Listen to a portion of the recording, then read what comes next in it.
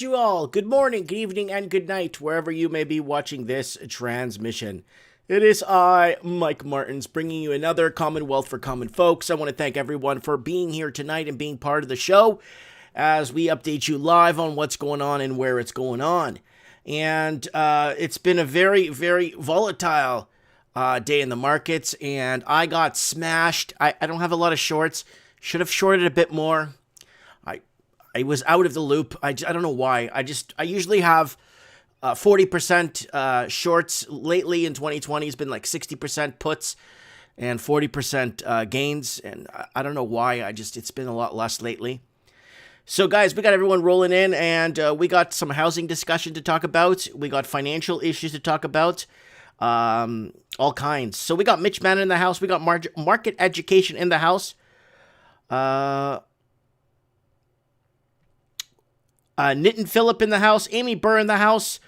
We're getting CJ in the house. We're getting everybody in the house. I want to thank everyone that's joined the channel. And also, I would like to thank everybody that has sent Super Chat. It's really making my bad day in the markets today. And we got market education telling me that this is something that's going to go on for a couple of weeks. So they're going to see a lot of terror in the markets. Owen saying GME. We're going to look up GME in a second. We're going to go to a quick channel plug. Then we're going to move into housing. And then we're going to go into investments and stock. Okay, guys. Commonwealth for Common Folks. Thanks for joining us. All right, let's go over to, if you want to call into the channel, don't forget to join us on, add me on Skype, Mike Martins 1980. Okay, what do we got going on? Here we go, folks. Finding Opportunities Tonight show. Darkness Arrives. This Mike in the Night coming up. Don't forget to set your reminders. I'm going to leave you guys a link for that. Darkness Arrives. Mike in the Night this Saturday with live call-ins from all over the world. Don't forget to join us for that. Also, guys, I got a Mike Martins channel in Spanish. You guys could subscribe to it, but do not ring the bell if you don't speak Spanish. Just help support the channel. And don't forget to check out Mike Martins in Portuguese also, where I've streamed on all of them the last week or so.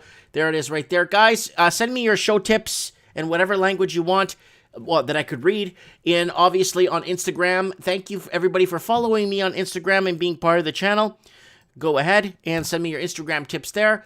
Facebook, you could also follow me on here, Mike Martins. And don't forget to check out my eBay store. I got lots of stuff for sale, lots of vintage, cool video game, weird stuff. So if you want to check that out and you want to support the transmission by buying something, you are more than welcome to do that today. Go ahead and buy something if you're in the United States or Canada. Art by Dano. Don't forget to check out Dano. Art by Dano, not your typical art. Artbydano.net, all kinds of cool stuff. And I'm getting my house redone. I'm getting some indoor renovations done because it's cool. It's pretty cool outside, so we're doing indoor renovations, and I've been framing a couple of these already and been putting them up on the walls in the kids' room, and I'm looking at putting one up in my office, and I already put one up in my store, and I'm very excited and I love this art. Art by Dano. Check them out if you get some time. All right, what is going on? Well, I got the old Mike in the Night thing here. Guys, it was so tight today. I got home. I had to get ready, I showered, I got dressed, I ate, and I had to set up the show within 60 minutes. I had to eat, spend some time with the kids, shower, get dressed, set the show up, find the articles, get everything ready for you guys, and that's why you're seeing a Mike in the Night here on the screensaver, because I rolling through all this real quick so I could set you guys up with some good stories and good discussion here tonight on Mike in the Trends in the Housing Markets. All right, let me wet my beak here real quick.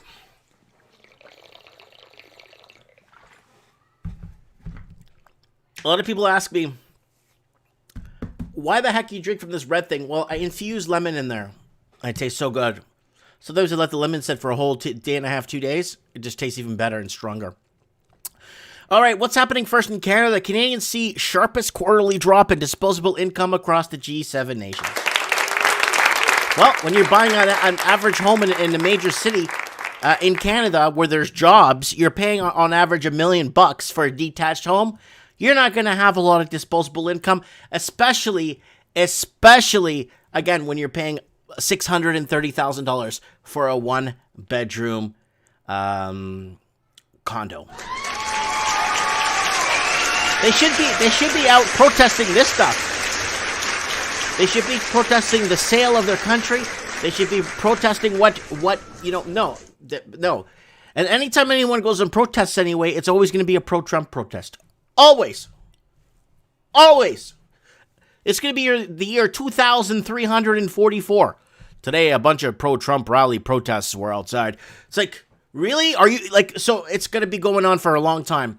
Canadians' lofty disposable income growth made a sharp pullback in Q3 last year. U.S. Federal Reserve data shows a real disposable income generally improved. So you know why Canada, and I'm going to show you why they're ranked the highest in disposable income. Let me show you right here. So this is the G7 disposable income. There is Canada right there at the bottom. The United States is falling right behind. And why is Canada so bad?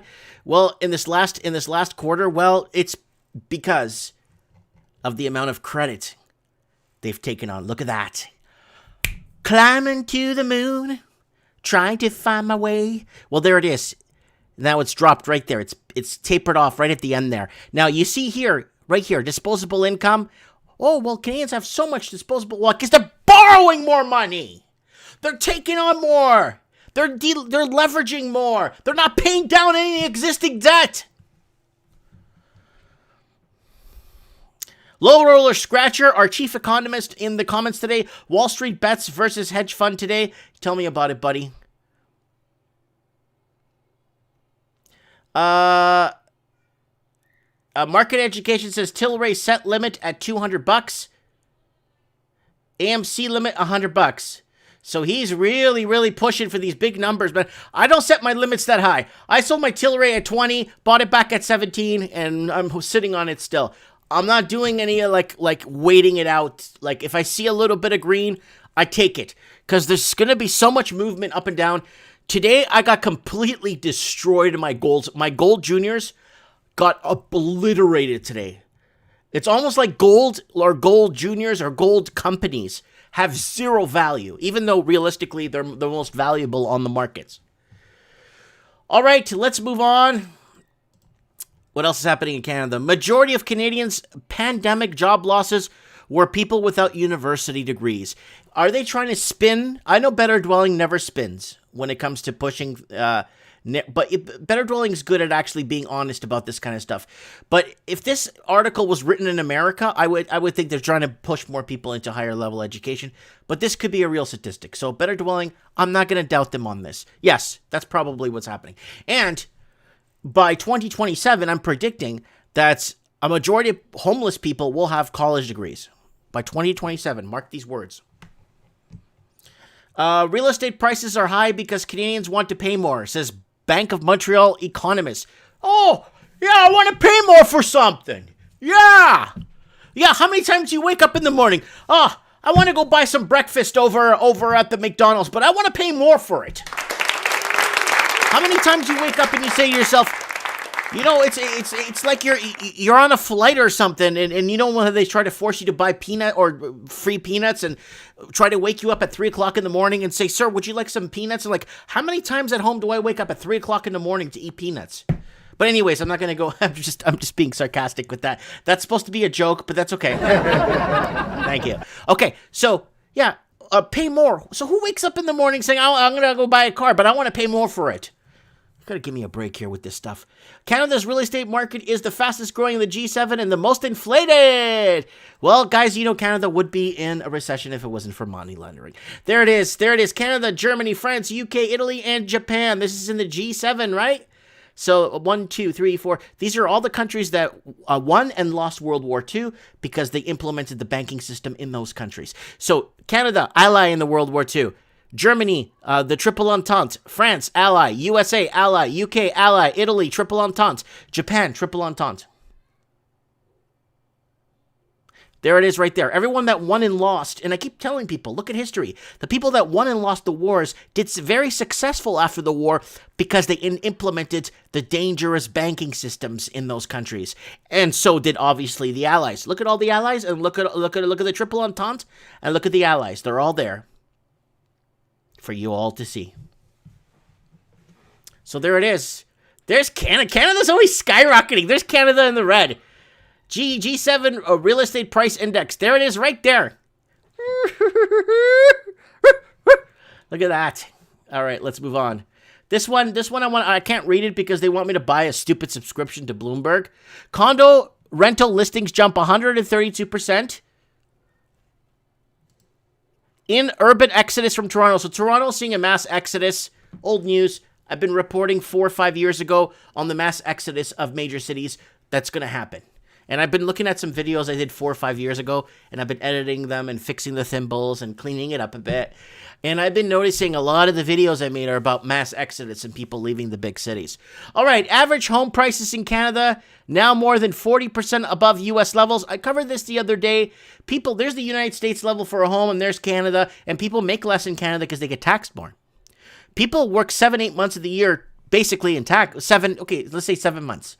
Some people argue 8 for the government, right? And that's why you have very little money left over, right? And that's why everybody's house broke, because they're paying their mortgage or they're paying their rent. Oh, Mike, I rent. I don't care. Well, buddy's mortgage rate goes up or property tax goes up. Your rent's going to go up, Charlie. Don't you forget about that. Yeah.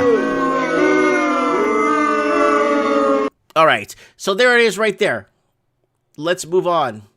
Evictions to racial equity calls for intermediate Biden action on housing. So, yeah. So, racial equity. Doesn't even make any sense. Washington, unless they use it for a different word. Okay, I'm not even going to read that because I don't know why they... Okay, sellers' reluctance to list hits UK housing supply. For the first few weeks of 2021, the number of homes hit in the market sales has dropped 12%, but at the same time, the demand is up. So there you go. The price of housing is going up in London, and especially with 5 million visas given to UK, 5.9 million visas given to Hong Kong citizens. This is going to help keep the markets nice and high in England, and that's why you have 8 million people living below the poverty level in England. Okay, Australian housing system broken with more than half low-income renters facing rental stress. I did cover this on a morning coffee. Demand for homeless services has soared with more than half of low-income renters facing rental stress, a new report shows, prompting warnings about the looming cuts in job seeker pay, program. So I got somebody message me the other day from Sydney. He's saying that people are just walking away from their homes, period. They're walking away. They're like actually leaving the keys in the door. Like, this is what someone said. He left the key in the lock and just walked out. Took some of his belongings. I think some people, like, they don't take their television or they don't take certain things with them. They take their clothes, but they don't take certain things because it's all going to get repossessed. In countries like England, I know they do a writ. They do a writ. They get a writ in England, where if they can't pay the debt off, they just start repossessing stuff from the people to pay off the writ, so they could take things at auction, right? And I've seen it done many times. But I mean, I haven't been involved in doing that to people. I'm saying I've seen it in TV shows, like that England show where their people are getting evicted and stuff, and they're not paying their debts and stuff. So this is what's happening, guys. You guys got to keep that in mind, that people that own homes are still in a very dire situation with taxes up and now with this COVID. So from what the guy was telling me today in the email, where people are just abandoning their homes, and some of them leave their vehicles, they're actually just going to family's home, like their mom and dad, and they just leave, okay, I owe this much on the car. If I sell the car, I can't even pay it back, what I owe. I owe this much on the house. If I sell the house, I'm never going to get back what I've borrowed on it with my HELOC or my second mortgage and all my credit cards. So more and more people now are just leaving their properties and their cars. They're taking their clothing and their computers and stuff and their electronics, and they're moving in with family now. They just can't take it anymore. And that's what's been happening lately. So I just wanted to inform you guys on that email I got today. And this is right here. Australians' housing system broken with more than half of low-income renters facing rental stress. So people living in the United States, don't think it's like, oh my God, the average home, there's like, the average one bedroom is like, in Sydney is like $850,000. So a detached home is $2 to $3 million. So it's not what you guys think in America. So you're probably thinking, oh, those poor guys. No, they over-leveraged, they over borrowed, and they took on too much. Las Vegas real estate is the #1 searched housing market in 2021 in USA, cites Las Vegas realestate.org. I got a message from Bin Zhao from Shanghai, and he says, "Hi, Mike. I like your show. I watch your show. I like what you do. I just want to let you know there's a person that I know that I used to work with, a former employer, that." Okay, I'm trying to read this. That basically is looking at Las Vegas realty. He's looking to buy anywhere from 400 to 700 condo units in Las Vegas, thinking it's going to go up in the next 10 years. So again, now with Biden in power and China, good friends, you're going to start to see real estate selling. You're gonna have some of the biggest real estate owners of real estate property not even live in America or have never visited America. Like some of the biggest real estate holders in Canada, New Zealand, and Australia have never been to these countries. They own real estate in these countries, and they own the most real estate in these countries, but they've never been in these countries before, or they don't even know what it looks like. They just own property. Like when I buy stocks in a company, I really don't look at what the building looks like. I just look at the financials and kind of figure it out, right?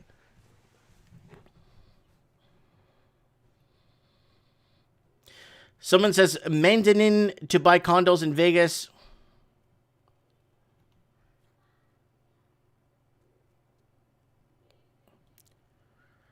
So that's what's happening right now in Las Vegas. So somebody sent me this link. A gentleman, Bin, his name is Bin here. And Vin Dao sent me that. Okay, the average government is making the same borrowing mistakes that led to the housing crash. Again, guys, you need to remember the housing crash also was a huge market crash. There was a lot involved in that American housing crash and a lot of underlying things. During the housing frenzy that took off in 2004, Americans gorged on adjustable rate mortgages featuring super low teaser payments that enticed folks to buy more houses than they could afford. And that's what's been happening in Canada, but Canada never got the reset.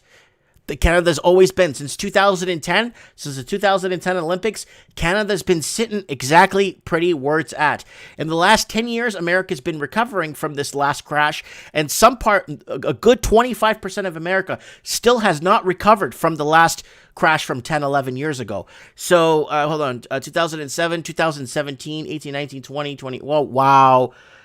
Oh, man, 2008's been it's been 12 years ago. 13 years ago. Oh my God, we're getting old. Today, folks are taking on a much more prudent approach of financing their homes.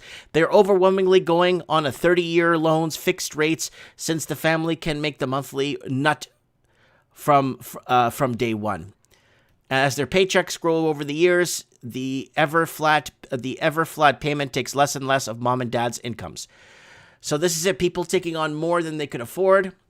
Australian property prices to hit record highs, with the median house in Sydney now costing $1.2 million.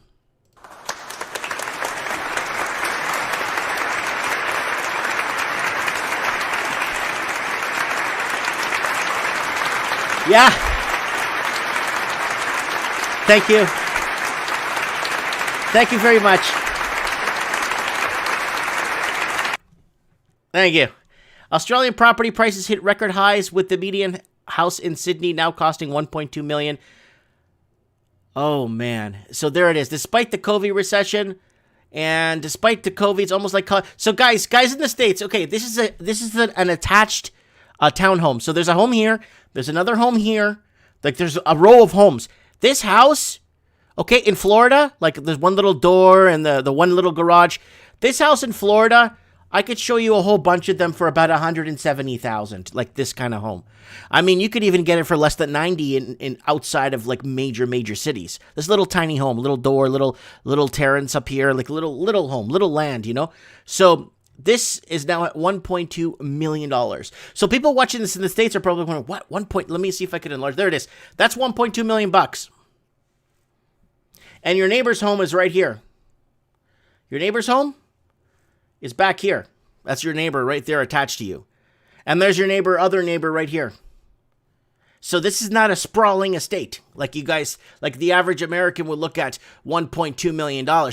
You guys are so lucky to be in America. You have no idea how lucky you are in America. But yet they go destroy cities and ruin everything. And the average person in other English-speaking countries, to live in a decent city close to work, you need to dish out now $1.2 million. And this house isn't detached, but this is not detached. That house detached will be like 1.7 million. Yeah! Don't forget that. Like a house like this. Look at this.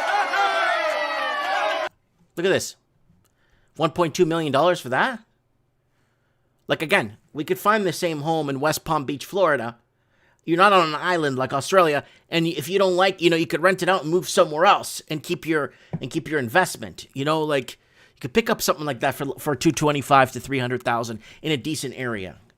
I just don't understand why Australia is so severe. Well, it's a lack too. They got a lack. They got the outback. They got a lack of cities. They're like Canada. That's why Canada's in the same boat, and that's why New Zealand's in the same boat. And Sydney's house prices reach record high, outstrip pre-pandemic levels. So there it is. So if you're living in Australia, I feel very sorry for you if you don't own and you've been waiting on the sidelines. I truly, wholeheartedly, and I told you guys to get the hell out of Sydney. I made a video 5 years ago saying get the hell out of Sydney now. It's on my channel. Look it up. 1 in 5 Americans have confidence that Biden can unite the country. I covered this on my Spanish-speaking channel the other day. 1 in 5 Americans have confidence Biden can unite the country. 1 in 5. So who are these 1 in 5? The people that voted for him. 1 in 5 people voted for Biden. But yet he got the most votes. Nothing adds up. The average American has $90,460 in debt. Here's how much debt Americans have at every age. So guys, I did cover this today on my channel. I did a full video on this, discussing and breaking this down and why it is the way it is and how it is the way it is. And I did cover this one today on my channel today on an independent video. 8 million new Americans just slipped into poverty. Here's what that means for homeless prevention. You're going to see more food banks than you are going to see McDonald's restaurants and Subway and Quiznos and Burger King. Just like England. England has more right now, has more food banks than they do fast food restaurants in England. So there it is. 8 million new Americans just slipped into poverty. That's kind of funny. It's kind of weird. I'm not saying it's funny, but it's kind of weird that in England, they have 8 million people living below the poverty line. It's like the same number. But England, America has 3 times the population of England, right? Or 4 times. So we got Linny Poo here in the comments. She's saying she loves the Mike Wet Fart edition. Nokia is a good buy due to short squeeze.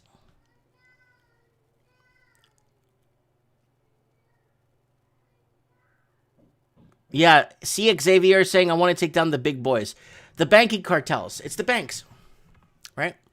The banks have always been the issue for why people, once you instill the banking system in your country, you're setting your population up for poverty. Okay, right now the Australian markets are still open. Let's take a close look here at the Australian markets. Let's go to article scan here. All ords are down 167 points at 6,892. The ASX 200 is down 157 points, sitting at 6,623.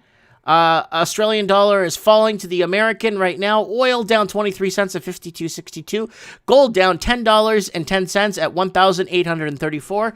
Bitcoin is down 1,647 Australian dollars, sitting at 40,600 Australian dollars. And the crypto 200 is down 22 points, sitting at 617. And let's look at what's happening in England here. Over in the UK, sitting at 6,567, down 86.64 points. The Dow Jones closed today down 633 points at 30,303. The DAX at 13,620, down 23.54 points. The Hang Seng is open right now. They are down 382 points, down 1.31%, sitting at 28,914. And the Nikkei 225 is down 358 points, sitting at 28,276. And the Hang Seng, again, I mean, it's in Hong Kong, and there's a mass exodus of people are being offered. People are getting multiple offers to either come to Canada, to come to us. In Australia, they'll pay first-time home buyers $50,000 to buy a home in Australia for foreign investors, not Australian. Australian people could go to hell. They're not going to help the Australian people. Hey, no offense, I'm just saying. That's just how our governments have been set up, right? Mike, good talk on the Sundial stock. It's about to break down. SND looks like to be pushed to the next GME and AMC. Yes. That Sundial stock I sold a week ago. I made a little green on it. I got out of Tilray. I bought back into Tilray. Let's see where Tilray's at right now. Where are we? Tilray down 48 cents. I sold it at $20 a few days back, and I did okay with that one. I'm just very disappointed. Very disappointed with the gold stocks. New Golds and Newfound Golds just obliterated. And that other gold one I had. What was it? Where the hell is it? The other gold one I had. Oh my God! It just destroyed me today.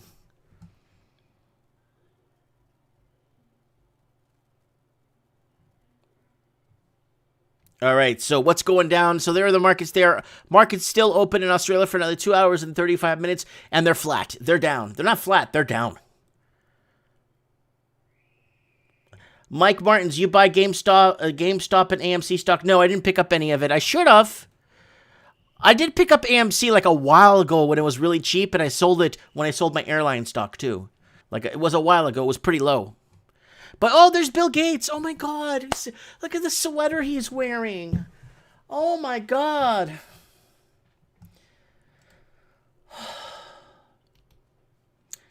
Oh, God. All right, where is, let me see if Dominic wants to come on the show. Let's see if he picks up his phone.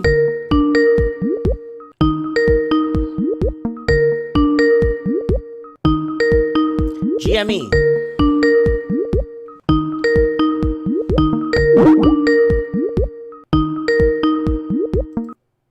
Okay, he ain't picking up. Is he trying to call me back? Oh, it's Fruity Loops trying to call me. GME, GameStop. Holy crap! I know it went up. I just didn't think it was going to go up like this. Holy crap. Damn, I could have picked this thing up on Thursday for nothing. Well, $40 a share still. You're risking $40 American, right? Holy crap. Well, it's closed after hours. It's dropped 15.97%. So it's down $55.51, guys, after hours. So I kind of wanted to put that out there. It is dropping right now. Let's look at the last day here. So after hours, it is down $55.51. What do these guys do? Merge with NASA or something?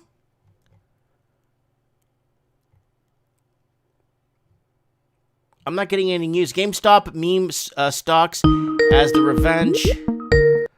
Yo, what's up, Fruity Loops? Hey, what's up? Not much. You doing okay? Yeah, I am. I got my computer on and looking at what I sent you some things about these games. So, yeah, I mean, it's pretty. What did GameStop do? Did they merge with NASA or something? Oh, way better than that. I wanted to do. We could probably do a screen share. Hold on, let's see. How do I do a screen share? Is that possible on this? It is, but you have to go into your settings to do that. I just wanted to ask you, the GameStop Corp, it's up $199 today. Yeah, no, I bought it at. I bought it a few times. Like started at 15. Wow. Yeah, I've been on it since like that's going to. I think it's going to 1,000. I don't know if it's gonna go to 1,000, dog. I don't know, man. Not. I can't say when, but I think because if you pull up on the Yahoo Finance, you type in on there, right? You type in the symbol and then pull it up. I can show you some of the statistics and some of the numbers so you understand what I'm saying. Because the main function of that one was that it's got a huge short interest. So that wasn't why I was buying it. I'm into gaming. I follow you because not because of the stocks and the real estate, because I have my real estate company and whatever, but because I'm into gaming, and you have games, and I never purchased any games from there, but I'm into social engineering or creating some kind of game. I've told you that in the past, like the game of life, or this is just a game and we're on to the next level. We're moving this game along, and this is how the game is being played. I So might short this tomorrow morning. It's already down 292. It's down to 292 after hours 7:59 p.m. and it's down $55.51, down 15.97% right now. So I might wake up tomorrow. I might put a short on this. no, this number right now, there was no news at this time. As soon as we wake up, the analysts will wake up, and they will go over the whole. This is a systematic squeeze. This isn't okay. I've worked in, right. I had my own fund. I was a fund manager in the past, right. Mm-hmm. This is a pitch. This is something I would pitch to a client, right. And I would raise money off this. So this today would have been it wouldn't have been about selling the position. It would have been like, hey, you're sending me more money, right. The main thing is if I have a track record, anybody's willing to send me money. I got people out there willing to send me their liquid for a couple $100 million. They're willing to send me some money. I can manage it. I'm not going to be on the internet anymore. Mm-hmm. Bottom line, if I'm managing $100 million, what am I on YouTube or any message? You know what I mean? Mm-hmm. These other guys, I sent you a screenshot. Some of the guys, they're liquid like that, and they're calling into CNBC. If you turn, I gave you the screenshot with his name is Chamath Palihapitiya. Holy crap. I see you giving me messages here. Dude, you have to message me. You have to message me. Like, you have to text me on my phone. I'm going to give you my phone number after. I'll give it to you in thing. You got to text me because I see this right here. I see it right here. GameStop traded live on my last video, went 40 to 150 in 2 days. And this you sent me this on Monday. If I had this information earlier, it would have been a lot different. I'm going to text you. I'm going to message you my I was looking at it. Just send me your number. Whatever I was going to call you at the shop. I thought you would. I don't know. I thought you would check it. I understand it can see when you last seen it. It was like 3 days ago. And no, I just saw it right now. All these companies have gone, right? There you go. I just gave you my. I just sent you my direct phone number so you could text me. Yeah, that's right. I mean, yeah. If it's moving, these guys are sending donations $1 million. Wow. Yes, so they're moving what now? So from that point, now they move to second point. The second point is you're taking existing capital market money that you made and you're removing it into a new position, right? So that you're just taking it from even from Bitcoin. So a lot of this money could have been from Bitcoin. It could have been. And and you see the volume, right? I've been telling you about the volume. I'm not really into the Sundial or the other stock, but these companies, they have a future. They just did a capital raise on Monday of like enough money to, it's a huge amount. So they're liquid, and GameStop is liquid. They signed deals with, big companies, and Tesla showing interest. I think Tesla has a big opportunity. The deal they should negotiate is them to do retail used car sales for Tesla. They have retail stores. There's plenty of opportunity. They're in, retail, and they do used games. I'm into gaming. I love games. I buy tons of games. I try to play it online all the time when I get a chance. Mm-hmm. Most of these people are gamers. They're buying supercomputers. They're mining Bitcoins. I've seen some of these guys are pulling like 1,000 Bitcoins a year. I got crushed today in my gold junior miners that I've had for a while. They've been in the green. Today, everything went in everything, all my gold junior miners and silver junior miners got obliterated and crushed into dust and blown into the atmosphere. You go. I wasn't watching it. I mean, I try not to watch the GME as much now, but it really last night, because I've been buying it whatever since 15. But last night it was at like 200. I sold it and I bought it back, and then the it just kept going, and then I woke up, it was at 350. So I get $200. It's these guys who moved out of Bitcoin, like they bought Bitcoin, whatever. You don't even need to buy it. You can mine 1,000 coins and you're already a millionaire, or whatever, a billionaire, whatever. So they build these fast computers that are like really expensive, but they're highly advanced. Like we talked about this quantum. So that's why they don't want you to have it, because as soon as you have a quantum computer, you're going to be able to mine thousands of coins a year. You're just giving yourself millions of dollars. So, when guys like Mitch are talking about inflation's coming, well, yeah, it should happen systematically to everybody.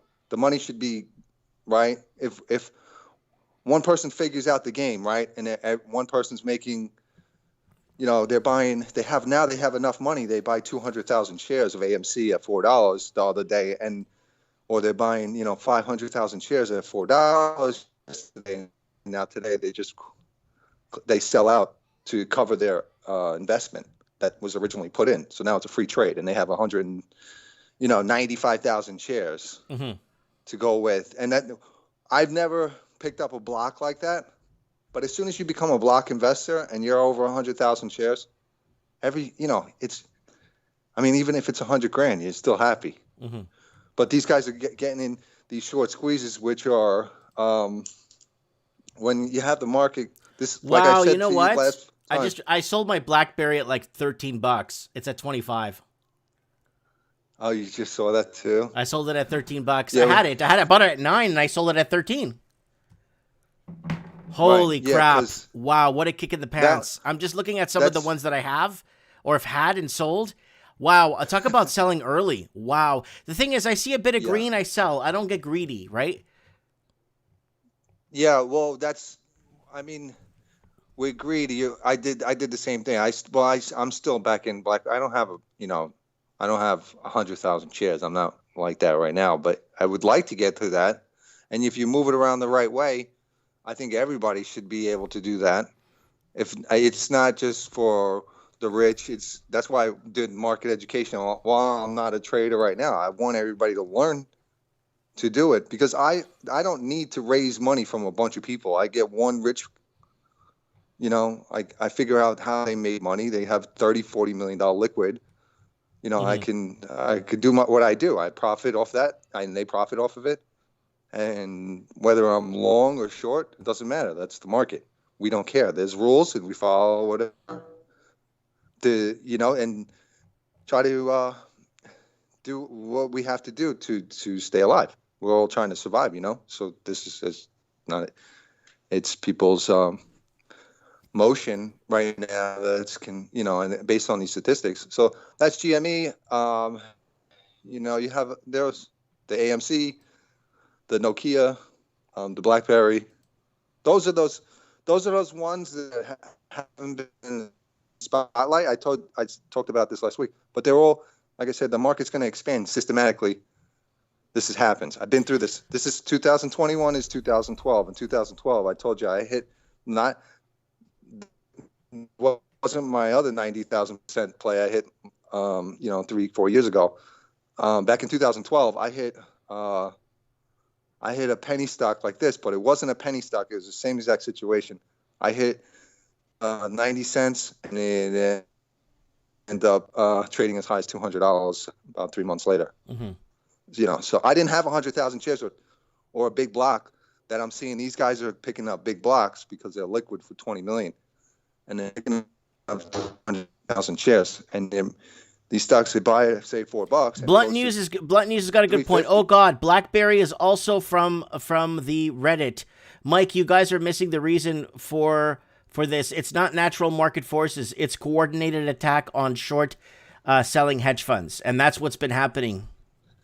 No, it's not an attack. And if they keep saying that, well, I'm gonna fucking sue. Whoa, whoa, I'm whoa. not, I don't mean to curse. I don't mean to curse, but Dude, I'll get my thing. My stream will get shut down. No, I know. I don't mean to curse, but like, whatever. That's the way the game plays, right? So when they say, right, they can go ahead and pitch to short squeeze, because what I'm saying is I worked as a trader. Okay, so the news can say whatever they want because they were fake news yesterday. They're not fake news today. But in the current time, I worked as a trader. Our pitch was to raise new money from short squeezes. Right. I would tell you, the float, 30% or more is in short interest, and we're getting an uptrend in the market. These guys are going to get squeezed out. Everybody knows that's how everybody makes money. So when they shut down the stock, the only people who are going to crash the market is the market itself, meaning the fear that is promoted by people who claim to be a part of the banking system when the banking system wasn't trusted in the first place. Right. Right. The Robin Hood effect. They take from the rich and they take from the poor to give to the rich. Yeah. That's the game they're going to play. They keep playing that. I have money involved. I have money also in my pocket. I'll be the first one to sue. I'll sue. They want to take on the bigger class. That's what they do. But you know what? We're not going to play it. We're attacking people systematically. The market. Don't play the victim. You know what I mean? You get involved in. They get involved. Oh, well, they're attacking the shorts. They're attacking the shorts. They shouldn't be short involved in the markets in the first place because we don't need these negative trolls, parasites. Tired of them. They've been doing this to companies for the last 30 years since I've been around the markets, and I don't like it. I haven't liked it then. They took real companies and they bring them to be almost dissolved. I've watched the movie Wall Street plenty of times. It gets me very upset that people destroying people's lives because they buy shorts and they go and they spread rumors and gossip and do all this sorcery crap. It's disgusting. All right. No, I'm just telling you how it is, bro, because I see what these shorts do, and people with their motivations, and they're like, "Oh yeah, we'll just talk bad about it, and then we'll buy the Bitcoin." That's not how the market works, right? That's what they're doing. They're trying to attack the shorts. They're going to do it for a little while, and this market's going to go. Okay, listen, I'm going to let you go. I mean? I want to get what's his name, Dom on the show. He was supposed to come on earlier. Hello. Yeah. Hello. Yeah, we'll talk soon. I'll probably get you on mic of the night, okay? Yep. Okay, we'll talk soon. Bye. Bye. I love it how people get so emotional. I tried calling you, it just cuts out. Okay, here we go. Let's call him here.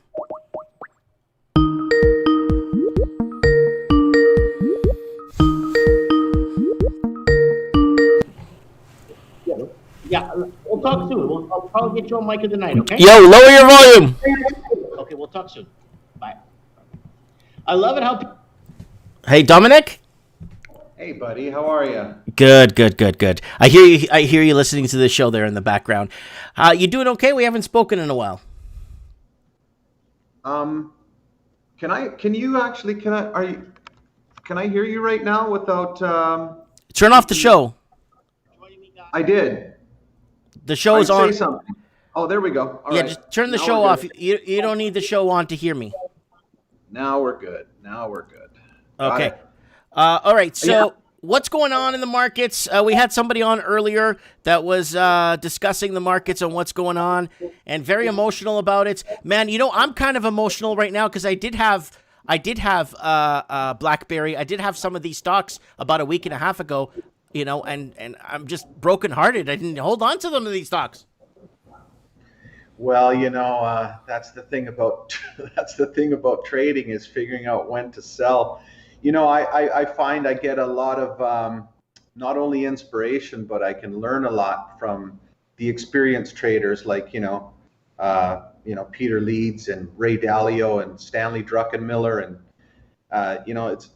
use YouTube to your advantage. And if you can, find these interviews with these guys, just sit with a cup of coffee and listen to them because Dominic, there's a lot.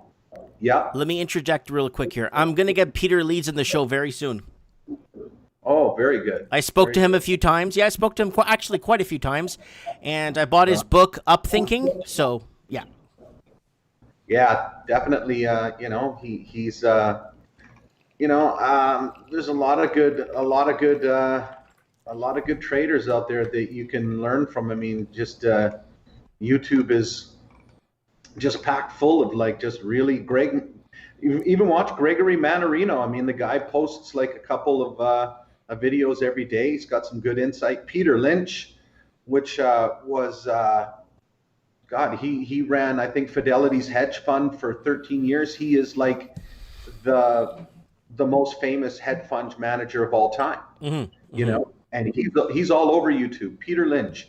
He almost looks albino-ish, and I sent you something of him last night. Not only is he hilarious, yeah, privately on message, yeah, and he's not only is he hilarious, he's got just such great insight. And one thing that really resonated with me just quite recently, he's got a post on, or there's actually a video of him being interviewed on Nightline, and the title, if anybody wants to look at it on YouTube, is Peter Lynch, How to Invest Better Than Wall Street. Really good interview. And there are several, just type in Peter Lynch, Lynch, and he's got one that says everything you need to know about investing. And it's a speech that he made. It's about 45 minutes, and man, it just changed everything for me. And that's why I don't have a huge diversified portfolio anymore, because I find it's really hard to I'd rather just put a lot of money into something that I believe and that I've done my due diligence in, and that seems to be just working way better for me, way better. Than just spreading it out over just a whole bunch of different things, because it's impossible to know, if you're a tech investor, why would you be investing in commodities? Right. Like pick an industry, pick something that you feel and that that you recognize, and stick to that, and then just keep doing your due diligence in that. I mean, with the stroke of a pen the other day, Biden just crushed me with Tellurian. I mean, but I'm heavy, I'm into Tellurian for over 300,000 Canadian. And I just got crushed. I just got crushed today. And the thing is, I bought some at the ending day, the ending of the market, the trade, like at the end. I waited for it to drop right to the end, and it was down. I think it was 54 cents. It was down, if I stand corrected, and then I picked it up right at the end. Perfect, because what it did was it hit the 50-day moving average, and then it just ticked up a little bit, and so there's your resistance right there. I mean, I've watched. If any of your listeners know anything about Suki Sharif, they call him the godfather of LNG, of natural gas. And he started Cheniere Energy, I don't know, about 17 years ago.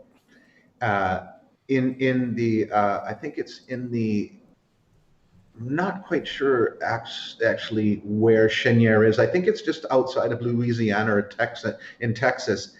And it was just $1 million natural gas company, and it's now got a market cap of 17 billion. And he left Tellurian because the investor Carl Icahn. Yes. Huge, like the guys, he runs a hedge fund, and he's just massive. And he bought a ton of stock in Cheniere Energy and got a seat on the board. And him and Suki Sharif, they didn't get along with each other, and they just started fighting, because Sharif feels that the United States should be an energy supplier, supplying the world with energy, because in that Athabasca region, there's enough natural gas for the next 2,500 years, according to all of the geologists. And where they're situated, it's deep water shores, so the ships can come right in. And with the liquefaction process, they can cool the natural gas down to a liquid, load up the ships, and the ships can hit China, and they can hit Japan, and they can hit Europe from just where it's logistically placed, right? Right. And he can sell this natural gas for like $5 an MMBTU. And when you start looking at the interviews with Suki Sharif, and you just follow him and look at the team that he's assembled, and everything around this project, it's going to be the largest liquid natural gas distribution plant in the world. Mm-hmm. And luckily, it's not on public lands in the United States. And it's been passed, all the EPA mandates have passed, all of the permits have been passed through the state of Louisiana. Mm-hmm. So Suki Sharif is going to do what he did with Cheniere. He's going to do the same thing to Tellurian. And you will see Tellurian at $50. Right now it's trading at $3. What is it, TILL? Correct. Yeah, the ticker is TELL, TELL. That's but right. I recommend your listeners do your due diligence. Do your research. Yeah, look into Tellurium, look into the driftwood. It's called driftwood. Look into the driftwood project. Once I did a deep dive on it, I sold everything and I piled in. And I got some friends of mine saying, you're crazy. And I said, man, I'm going to be a hero or I'm going to be a zero, but I just don't see it. And Suki Sharif hinted that they're going to be breaking ground this summer. And you know, when that first shovel hits, stocks, it's going through the roof. It's going through the roof. So what happened was a bunch of investors got cold feet. And because Biden signed, that whole XL pipeline, Mm-hmm. they're like, oh my God, Biden's going to stop. And it's not on public lands. They don't have the authority to do it. So, man, I just got crushed. And when you own 250,000 shares of a stock and it drops 15, 20%, you're losing hundreds of thousands. Mm-hmm. It's not, well, I'm down $5,000. I mean, I was up $1 million and then I lost $250,000 today. Yeah. So we're seeing Tellurium right now at 296 after hours at 7:59 p.m. It's down another 6 cents. I picked it up at 296. I was right when I said 56 cents down. That's when I picked it up this morning. This evening before this afternoon before the markets closed, and now it's down another 6 cents. This might be a buying opportunity, especially at the. Do you think it's right there at the lowest it could go, or you think it's got more to go down? Well, on TradingView, it's now changed, but TradingView up until about an hour ago, they have it up for tomorrow morning. The aftermarket is up 13 cents, but it just stopped. So I don't know if you're looking on Yahoo or what trading platform you're looking at it. I mean, it's tough to say. I mean, Tellurian has had a big run the last couple of weeks. I mean, I got in at 75 cents, and then I bought in again at 80 cents and 86 cents. So I did 3 tranches of 100,000 over a period, and because I needed to do more diligence and just get a little more comfortable. So for me, I'm okay, even though, the exchange between the Canadian and the American currency, you're paying more than your US counterpart, per share price. But, I don't see the Canadian dollar rising up past the American dollar anytime soon anyway. So you get it back in your share value anyway. But remember that ticker I gave you yesterday? That ticker I gave you yesterday about that SolarOne? That was the only one that was up today in my portfolio. Was that SolarOne I gave you that I told you was going to go back to $1? Yeah. You know what? Honestly, Mike, I'm not interested. I'm not interested in this green new energy. The more I learn, the more I go to the Heartland Institute or I watch Tony Heller or whatever, it is silly technology. It really is. And there's a bunch of green new billionaires being made. But when you look at, we did a cost breakdown with a friend of mine that owns stock in a wind farm in Texas. Mm-hmm. People don't understand that the amount of land that's used for these wind farms is massive. This could be agricultural land, but they put it in strategic areas where there's a lot of wind. From these wind farms, two city centers, they're losing 33% of the electricity generated along the power lines because of the distance that it has to travel. Right. Okay, so there's one negative right there. If anyone has seen the size of these things and the amount of concrete and rebar that has to go in the base, we're talking like 20 feet deep, half the size of a football field. It is unbelievable.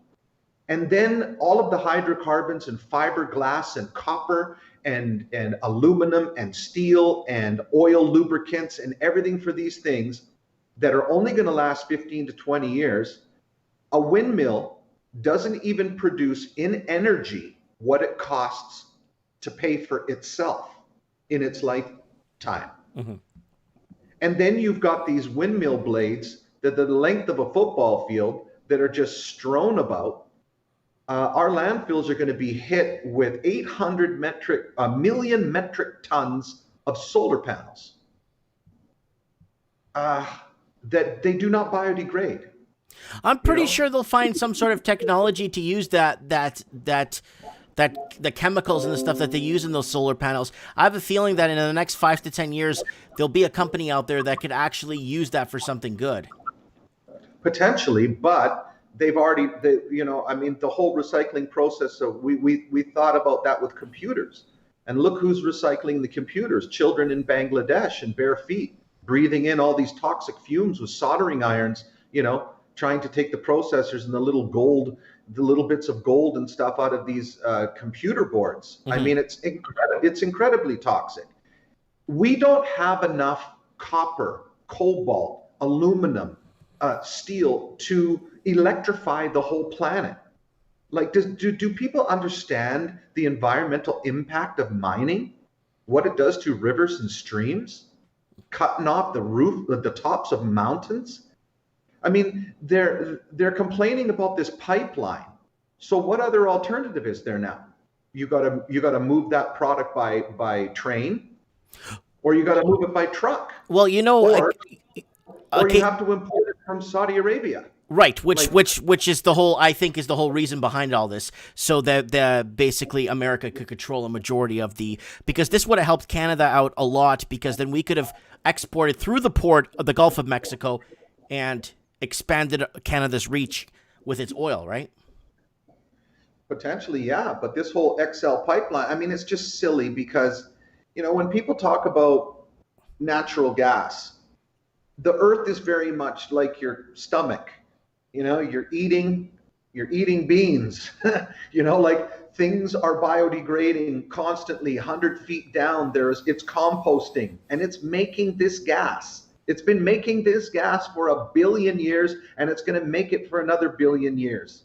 So what is wrong with trapping this gas? I mean, there are fissures in the ocean floor that are spewing up natural gas the size of Mount Vesuvius. Mm-hmm. Releasing carbon into the atmosphere. This whole idea I think it's a fraud. And Michael Moore proved it. He proved it with Planet of the Humans documentary that everybody should watch. There are documentaries all over the place. We are making green billionaires. And if you look at the people involved in this whole green movement, it's the Koch brothers. It's, Dominic. I understand. I'm an oilitarian. I'm a meatitarian. I'm a methanitarian. Like, not meth, crystal meth, but a methanitarian. I'm for it. Believe me, I get it. I don't believe in global warming. I don't believe in climate change. Yes, the climate changes, but it doesn't change to the fact where Florida is going to be underwater. I get it. A lot of us on this channel, we know that. I just bought this I'm just telling you, this solar panel company, the reason why I bought it is because it went down because of the anti-Trump and China deals. Took it from $1 pretty much, $1 something back to 40 something cents. And that's why, you see, I'm not looking at the perspective of the company. I really don't care too much about the whole solar panel industry. I just want to get in there to make a buck, right? Is that trading on the OTC market, or is it actually trading on the NASDAQ or the S&P 500? It's the Canadian one, TSX.V. Oh, yeah. Yeah. Well, it's a crowded space, and I don't know a lot about it. I know that China basically has got that corner of the market. It's quite ironic that China makes the world's solar panels, but they don't use them. Yeah. They're importing coal. Because they need, Well, they put they sanctions against Australia, and now they're getting their coal from Mongolia. Well, you need met coal. You need met coal to make solar panels for those blast furnaces to make the glass. Like people don't get it. They just think, oh, these solar panels are just great, but all of the minerals and everything that you need to manufacture this solar panel, like here in Puerto Peñasco, solar panels last maybe 5 years because of the salt air being so close to the the ocean here. Like it's very brutal. There's and the windmills, they figure they put up a couple windmills, they figure maybe they'll get 15 years out of it. And when you factor in, and the wind is blowing all the time, and when you factor in the amount of electricity at the value per kilowatt that windmill is going to make and what it costs to build it, it doesn't even pay for itself. So it's like, and now you're going to have this huge monstrosity that is going to be rusting and needs all this maintenance, and eventually you're going to have to take it down and replace it with something more efficient. Mm-hmm. And then what do you do with all of that? I mean, unless people have been to a wind farm, and I have, and you see the size of these things, they're massive. They're massive. And it's just, I don't know, like human beings, like this whole last election with everything now, and Biden is like, transgenders can race against females, and we're leaning so far left to the point where we're drinking so much Kool-Aid about things like everybody's going to be driving electric cars. When how is this power grid supposed to charge everybody's electric cars over the next few years? It's going to be like California rolling blackouts. 100%, bro. Like, I mean, it's so silly. A friend of mine sent me something. I'll read it to you right now. And it really made a lot of sense to me. He said, if a conservative doesn't like guns, he just doesn't buy one. But if a liberal doesn't like guns, he wants all guns outlawed. If a conservative is a vegetarian, he decides he's not going to eat meat. If a liberal is a vegetarian, he wants all meat products banned for everyone. He said, if a conservative is down and out, he thinks about how he can better his situation. If a liberal is in the same position, they wonder who's going to take care of him. If a conservative doesn't like a talk show or a radio show or an internet YouTuber, he switches channels. A liberal demands that those voices be shut down and nobody gets to hear them. If a conservative is a non-believer, he doesn't go to church. But if a liberal is a non-believer, he wants any mention of God silenced. Hold on. I got it. Let me use my soundboard and do some clapping. Hold on. That was really well said. Yeah. So we're at the point now, and so we're, I know that we're talking about stocks right now, and I'm afraid that I'm not going to be too exciting for everybody.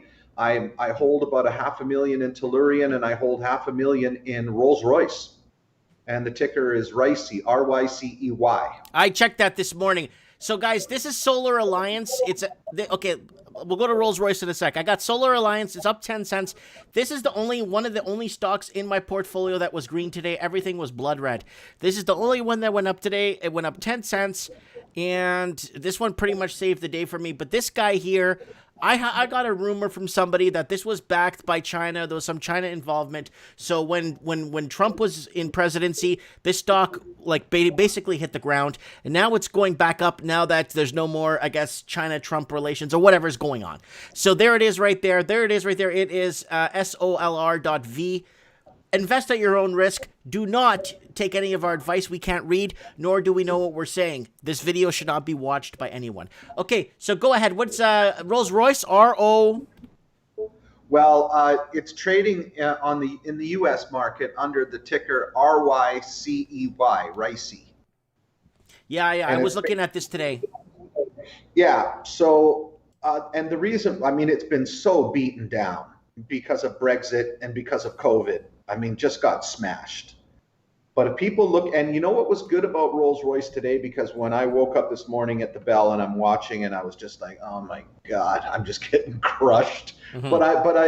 I'm holding true. I mean, with Tellurian, because JP Morgan just upped their stake in Tellurian by 48%. And these guys know what they're doing. So if they see that kind of potential, and they value Tellurian between $12 and $17, and it's at $3, and that's pre fiduciary decisions. Like, that's pre the building of Driftwood. I mean, if you look at Cheniere Energy, it's a $60 stock, Mm-hmm. and Tellurian's trading at $3, and people are like, tentative? Are you crazy?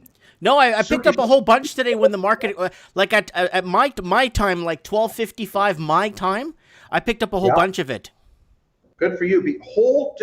Just hold it. I'm not gonna sell it. I'm gonna hold it, dude. If it's one of those big, if it's one of these big, and it's on private land, it's one of these big A bombs. I'm gonna hold on to it. It's not going anywhere. Yeah, because you mentioned earlier that when you invest in something and it ticks into the green, you don't get greedy and you sell. This isn't one of those things. Don't make the mistake that I did with Tesla. I owned Tesla at $187 pre-split a year and a half ago. Mm-hmm. And it went up to $500.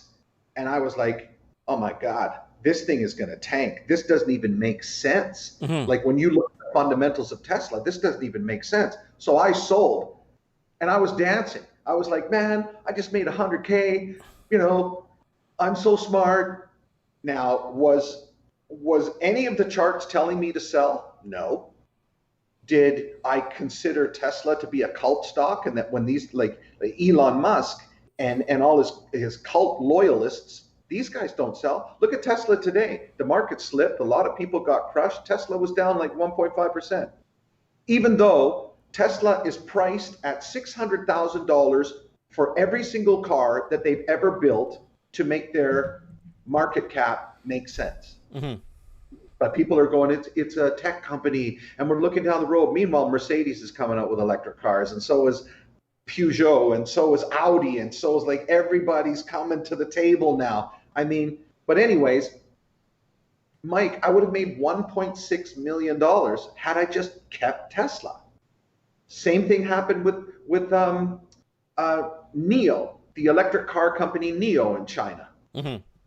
I bought NIO at $1.25, and I was into it for 100K. But then, and I thought, wow, these are really nice looking SUVs. Like, I was really surprised at how attractive they were and well built they were. Well, they were having trouble with the batteries, were overheating, and the vehicles were catching on fire.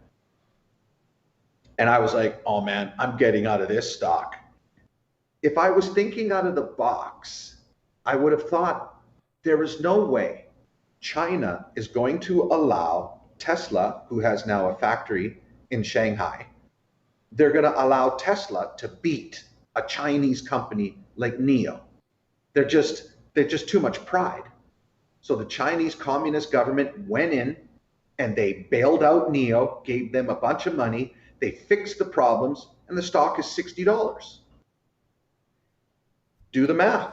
That's $6 million.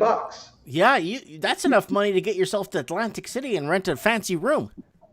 Bro, you don't know. It's almost like there's a hidden camera on me, and it's like I've picked nothing but winners. My problem is I sell too soon. So now, while everybody's jumping ship on Rolls-Royce and they're jumping ship on Tellurian, I'm like, no, I'm not doing it. I'm not doing it. I'm going to have like maybe 100,000 or 150,000 that I'm going to play with. I'm going to buy, I'm going to trade, I'm going to sell. But I just know that Tellurian's going to be a $30 stock with a dividend, and Rolls-Royce is going right back to where they were. 100%. 100%. You look at what Rolls-Royce is doing with their LNG engines and with their small modular nuclear. Have you seen what they're doing with their miniature nuclear reactors using depleted uranium as I heard about that. Wasn't that outlawed? No, bro. No, they're going ahead with it. They can power like a community like Merritt with a nuclear reactor the size of a small school bus. And there's no pollution. There's no pollution. Just steam. There's just steam. Just steam, bro. Yeah. So it's like, and you can shut them down safely. It's not like, you got to spend 30 days to shut the whole reactor down slowly and blah, blah, blah, blah, blah. I mean, that's 1970s Fukushima technology. And people don't understand. They're so afraid of nuclear. It wasn't the nuclear power plant in Fukushima that just exploded on its own. People forget they got hit with a tsunami. That's what, they never should have built it where it was. But the catastrophe occurred because of the tsunami. That was massive. And it took out their whole, all of the generators that used to pump the seawater to cool the reactor. That's why it overheated and but you know what? All of that radiation that went into the ocean, it didn't do anything. It got naturally absorbed by the planet. Mm-hmm. People thought it was going to wash up onto British Columbia shores and there was going to be whales and dolphins and tunas and turtles and everything just what? No, Tuna. It didn't. Tuna. You know what I mean? Yeah, I know what you mean. I watched a program where this team went out and they measured just the radiation coming off the sand off the beaches in Brazil. Mm-hmm. And it was 5 times that of Chernobyl. Wow. That's how much the sun, when the sun, because it's radiation, mm-hmm. is hitting the sand, absorbing into the sand, and you're walking around on top of it. It was greater than Chernobyl. And that's why when you go to Chernobyl now, there's all of this mold and plant life and everything is growing back. The earth is just taking it back. It is, yeah. So when I look at Rolls-Royce and people are saying to me, they're like, well, I understand the stock market so much better now than I did a couple of years ago when I started. A lot of these hedge funds and money managers, they look at everything quarterly. And you know this. So, and if they're not making money, they've got shareholders to answer to. Why isn't this fund making money? Well, I lost 10% the last quarter, and people are going to switch. They're going to switch to Fidelity. They're going to switch to some other hedge fund. When you are a self-directed investor and you're looking at something, especially the market now that is so frothy, it's all-time highs. Now you've got Webull and Robinhood, and you've got all these kids all trading, and they're all getting together, and they're like trying to take out these shorts. Like, I disagree with your last caller. That was a Reddit coordinated, went after the shorts, and all of those shorts had to short cover. They had no choice. They have to buy the GameStop stock. They had to buy it. That's why the stock was going up. Because when you short something and your short doesn't go through, you have to buy it now. Mm-hmm. That's right. So that's why it went through the roof. So yeah, if you would have bought GameStop when it was like $4 and just happened to turn on your computer, you would have been shocked. You would have been like, "What the hell?" But good luck trying to sell it. Yeah, that's the issue now. It's finding a buyer for it. That's a major issue. Yeah. And that's what I don't like about the market right now. If you're anything like me, or if your callers are anything like me, you're on the Yahoo chats, or you're on Stock Twits or something mm-hmm. under the ticker you're invested in, and you can see, because you can learn a lot from people. They'll say, "Hey, this was just posted," or "This financial statement just came through," or "Did you see the interview with so-and-so?" Because especially when you have a portfolio with like 10 or 15 or 20 stocks, mm-hmm. People have lives, unless you're sitting in front of the computer 8 hours a day. It's hard it's hard to keep up on everything, right? Mm-hmm. And so, I had something to say to a lot of the Tellurian investors, because they were all like, "Man, this stock is a pile of crap. This is below," like they're all choked. And I'm like, "Aren't you up 200% from a month ago?" Yeah. Well, yeah. I go, "What? This is what the stock market does. It stair steps up. Yeah, it takes the elevator down, and it can really scare you. But have the fundamentals changed?" And they're like, "No." I go, "Is the Driftwood LNG project going through?" So far, yeah, everything looks good. Suki Sharif, they've spent hundreds of millions of dollars so far. Mm-hmm. Total, the French energy company Total has invested $900 million. That's a lot of cake, Now, man. yeah. Now, don't you think that Total has fiduciary executives that have gone through the whole project of Driftwood, have been down there in Louisiana? They want to see, like, before they cut the check for $900 million, they're just not willy-nilly going to throw almost $1 billion into something that they don't believe in. You know, and then come on, Dom. Come on, Dom. You tell me you don't throw $900 million in something you don't believe in all the time? Well, yeah, sometimes, but you know. But yeah, whoa, hold on. It takes me back to the article I read at the beginning of the show where Bank of Montreal CEO says that people prefer to pay more for their real estate. That's why real estate's expensive. That's what the article read. Who the hell wakes up in the morning and wants to pay more for a Big Mac? Who the hell wakes up in the morning and wants to pay more for the groceries? That's the dumbest headline, and that's from a mainstream media source. You can't write this stuff that's happening now. I almost feel like I'm living in some sort of virtual reality matrix where I'm looking around at all these people wearing masks and they're all freaking out and they're going and getting this vaccine and they're all just thinking, it's like, all you have to do is go back 10 years. We've been through this before. We went through this before. And yet, even here in Puerto Peñasco, I see people riding down a country road all by themselves without a person around for miles, and they've got a mask on. Or driving in a car by themselves with the windows rolled up with a mask on. And you're like, what is wrong with everybody? Like, you've got the world's largest library in the palm of your hand. Listen to these doctors, listen to these virologists, listen to these endocrinologists. Don't listen to these politicians, because politicians don't want to be held accountable. They're bad actors. Absolutely. And they're not very smart. Like, there's all of this stuff that's going on around the internet of how corrupt and this cabal and this QAnon Q stuff, and these politicians are evil. They're evil. They want to put the boot heel on your throat. And I look at it and go, no, they're just really dumb. They're just really stupid people. Like, this is who you voted in. They're just really, really dumb. And they don't want to be held accountable. They don't want to be the reason why Granny passed away. They're not taking any chances. Double up the mask, put a garbage can over your head, and who knows, whatever the hell they do. You know, they don't want to be held accountable. So they will do whatever it is, because you know what's happening? Their phone is ringing off the hook from all of the COVID Karens that are out there. And they're going, oh my God, I was at the Walmart and there were people there not wearing a mask and they're freaking out and everything. And the phone is ringing off the hook and the letters are coming in along with the emails and everything. So these politicians stand up and they figure that there's 52% or even 51% of the people that are buying into all of this. Haven't done any due diligence. They just watch the TV and listen to the person that you just quoted with regards to housing prices. And they just believe it. They drink the Kool-Aid, hook, line, and sinker. They've done nothing. Same thing with the whole green movement and solar panels and windmills and all this sort of stuff. Well, okay, let's go back to the oil movement. Let's go back to the oil, the empire, the oil empires.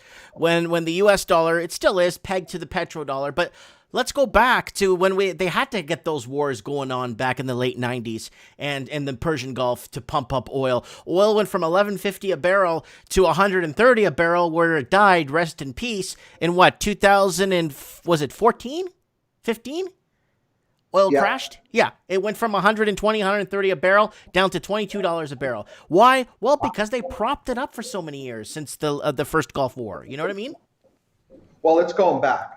I see oil back to plus $100 a barrel if this keeps up. If Biden keeps signing these things, it's just going to make oil more expensive. And all OPEC has to do is just cut production. They'll just slow down production. But then what doesn't, okay, then Iran and Russia would just start pumping up production then. Yeah, but they know they've got you. They've got you. You've shut down your pipelines. You're cutting off all of the infrastructure on public lands. So when they send those tankers to your shores, the tanker companies are going to take advantage of it. They're going to go, well, they need it. It's supply and demand, Mike. You know that. If you've got a trading card or you got something that's in demand, you're not going to just sell it for cheap. You're going to sell it for more expensive. It's going to be more expensive. And they know this. They know this. This is a game. This is a cyclical cycle. Invest in Suncor. Invest in the big majors. You know who I invest in, Dominic? Who? I've been doing a little layaway for on one stock, IPL. Is that a junior oil upstream? No, IPL, Inter Pipeline. It's paying 4% dividend. Very good. It's at $12.99. I picked it up originally. When did I pick it? Oh, I got the first year. No. Last 5 months. I don't know. Picked it up around 12 and change. Yeah. And I just been picking it up. It's my layaway. Any profits I make off other stocks, I just get this because it pays me back in dividends. The dividend pays me back in more stock. And if you look at the last 5 years, the stock used to sit. Holy crap! I'm not even going to read this on. Wow, you know what it was like in 2018? $2,200 a share. Yeah.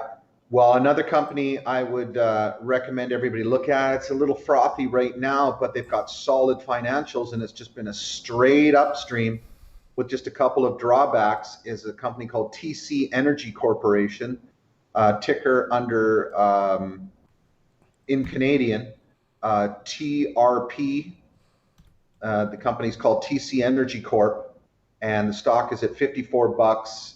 The 52-week high was like close to $80, but they pay almost a 6% dividend, and they 6%, 5.96%, 6%, yeah.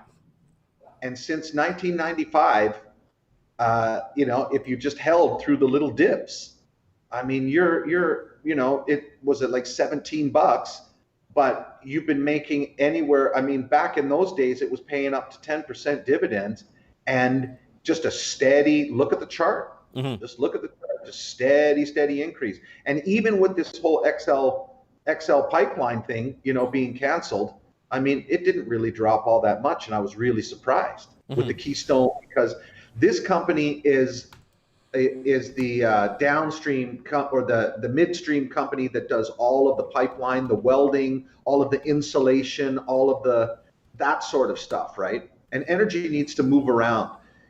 So it's like looking at the gold rush. Do you want to be the guy on the mountain digging the ground for the gold, or do you want to be the guy selling the shovels and the pickaxes, the wheelbarrows and the dungarees and the boots, and having your little corner store there, and everybody's coming in buying stuff because they're all got the gold fever? Right. This is how I look at these companies. They're not actually invested in the oil. That's what IPL does, Dominic. Yeah. IPL. Inter Pipeline announcements. IPL is one. And again, if you go back to the 5 years from February, it was 2000. What is this? 2016, 2018. It was at $2,000 a share. $2,205 a share. Wow. Now it's at $13 and $12.99 today. It dropped today 14 cents, down 1.07%. So I keep putting layaway into IPL, like a little bit of layaway in case we go to war. Well, yeah. Well, good for you. Now, have they done a bunch of stock splits or something? Because that seems really unlikely. They did have a split back. Oh, I'll tell you the split right here. You could even see it on the last year. They had a split back in April 13. Yeah. And that was it, eh? Wow. Yeah, I can see here on Yahoo Finance, I'm looking at it. It's like, what was it, like January of 2020, and then it just dropped off a cliff. Yeah. Oh, my. Yeah. Oh, so they own a lot. These guys, this is the type of company that merges or gets bought out at big numbers. We're talking huge numbers. These guys have a massive market cap. They have a lot of infrastructure and land too. Right. So, well, you told me about what was it? Just the other Maritime. Yes. Yeah. No, I went on because the trading platform that I use my bank. So I use the Royal Bank trading platform, and so you pay. It's not like a Robinhood thing or a Webull thing where it's all free. I mean, you pay $9 a trade, but for that fee, you can also go into the whole Morningstar breakdown of a company, and you look at their analysts and they post everything up and stuff. Mm-hmm. And I was scratching my head going, why would anybody buy this company? And why is it going up? They've been bleeding money like crazy. This is the one I told you to buy yesterday, right? It's up 14 cents today. And after hours, it's up another 40 cents. It's up to 67 cents. I know, Mike, but if you look at the fundamentals, it's not making any money. They're bleeding money. I sent it to you over Facebook Messenger. I did screenshot, and it's red for the last 4 years. Even the trailing 12 months, they haven't made any money. And at some point, fundamentals have got to come into play here, or this whole entire market is going to crash. Do you know he's a macro guy? His name is David Hunter. Mm-hmm. And now David Hunter, for all of your listeners, just write it down and then search him on YouTube. He's saying that there's going to be a melt up, like a major melt up, that the Fed is going to print trillions, people are going to pour into the stock market, and because of all of this, fear of missing out, Webull, Robinhood, all of these kids are involved. It's very, very similar to the dot-com bubble and very similar to Bitcoin 2017. You get this euphoria, and everybody's just buying everything, and you got people shorting stuff, and you got people buying on margins and all of this stuff, and then it just collapsed. And he's talking an 80% collapse this year, 2021. But first, there's going to be a melt up. And when I said to you, keep your eye on the 10-year yield, as long as that 10-year yield is going down, because you're going to see it first in the bond market. You're going to see the bond market start to collapse. It's 10 times the size of the stock market. Mm-hmm. And keep your eye on Apple, Tesla, Facebook, Amazon, the FANG stocks. When you see those dip and they don't recover, you know that money managers are getting out. They're just getting out. They're getting out of their positions because now the indicators are showing something. That's when you get out. Get the hell out. Because we've been on a 10-year run at all-time highs, and the last dip that we had in March was just a precursor to what is coming. I believe it, because I'm looking at valuations where I'm looking at companies, and like you want to be a value investor. You want to look at a chart and go, man, these guys got smashed down. Well, why did they get smashed down? Did they get smashed down because they run a crappy company? Did they get smashed down because they have no business being in the business that they're in? No, they got crashed down because of COVID, or they got crashed down because of Brexit. They got crashed down because of some uncertainty or whatever like that, but the fundamentals are still strong. The assets are still there. The infrastructure is still there. The know-how of management is still there. It's just a few, unfortunate things. Now, I'm not talking about like a Blockbuster that just got their business model destroyed by streaming and technology. I'm talking about something like natural gas or oil. We need energy. We need energy. And the emerging markets need energy. They want cell phones. They want refrigerators and air conditioners. And people need to charge their telephones and soon charge their cars and charge their lawnmowers and charge their combines on their farms. I mean, if we're going to be electrifying the whole planet, every single wind farm and solar panel infrastructure has to be backed up with natural gas. Wind doesn't always blow. The sun doesn't always shine. If you don't back this stuff up, what do you get, Mike? You get blackouts. Right, rolling blackouts like they have in California. And that's why I keep calling California Amerifornia. It is going to come. Now that the Biden administration's in America, first it's going to lose its ability to afford housing. The middle-class Americans, you're going to go to Texas is going to be changed to Texifornia. Then there's going to be Floridafornia.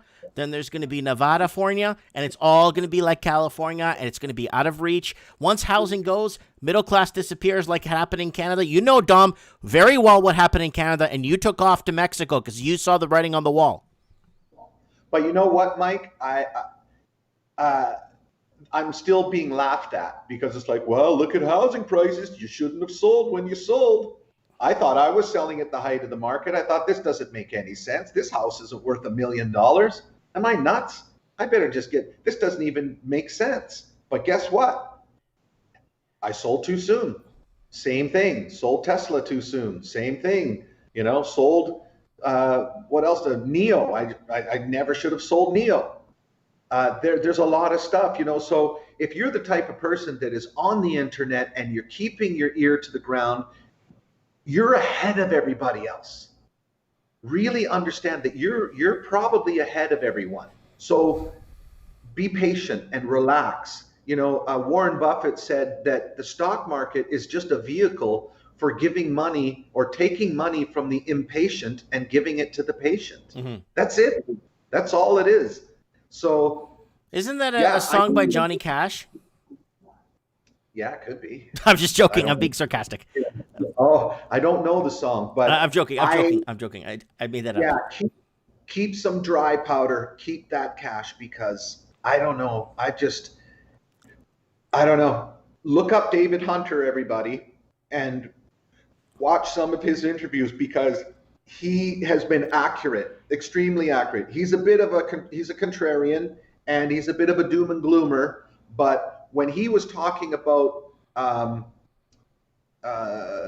the yield and how the yield had crossed over, he was warning everybody in January before the 35. Like, did you get caught in that, Mike, in the dip in January, the 35% drawdown?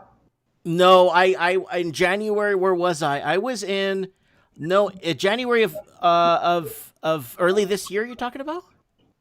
Yeah, man. No, early January this year, I was in mind medicine and euphoric drugs and all kinds of weird crap, and that stuff was skyrocketing. No, not the January that we just had a month ago. I'm talking about a year ago. Oh, that early January, I shorted. I was out of the market early January because I saw that whole thing happening in Hong Kong, and yeah, I was already completely out of the market. I was on the sidelines, and then I went in and started shorting some of the airlines. I shorted Nexon Mobil. I shorted, what was it? I shorted a couple of stocks actually, and a couple of airlines too. Good for you. I even made a YouTube video that said short the whole market. Good for you. Now, what do? You buy the SQQs? I do it through my bank, through RBC, direct investing. Yeah, and I usually buy that option. So are you buying so you're shorting the NASDAQ, buying the triple Qs, the SQQQQ ETF to short? Or are you actually shorting individual companies? Individual companies. Wow, I've never done that. I've always been. Your bank, are you with RBC?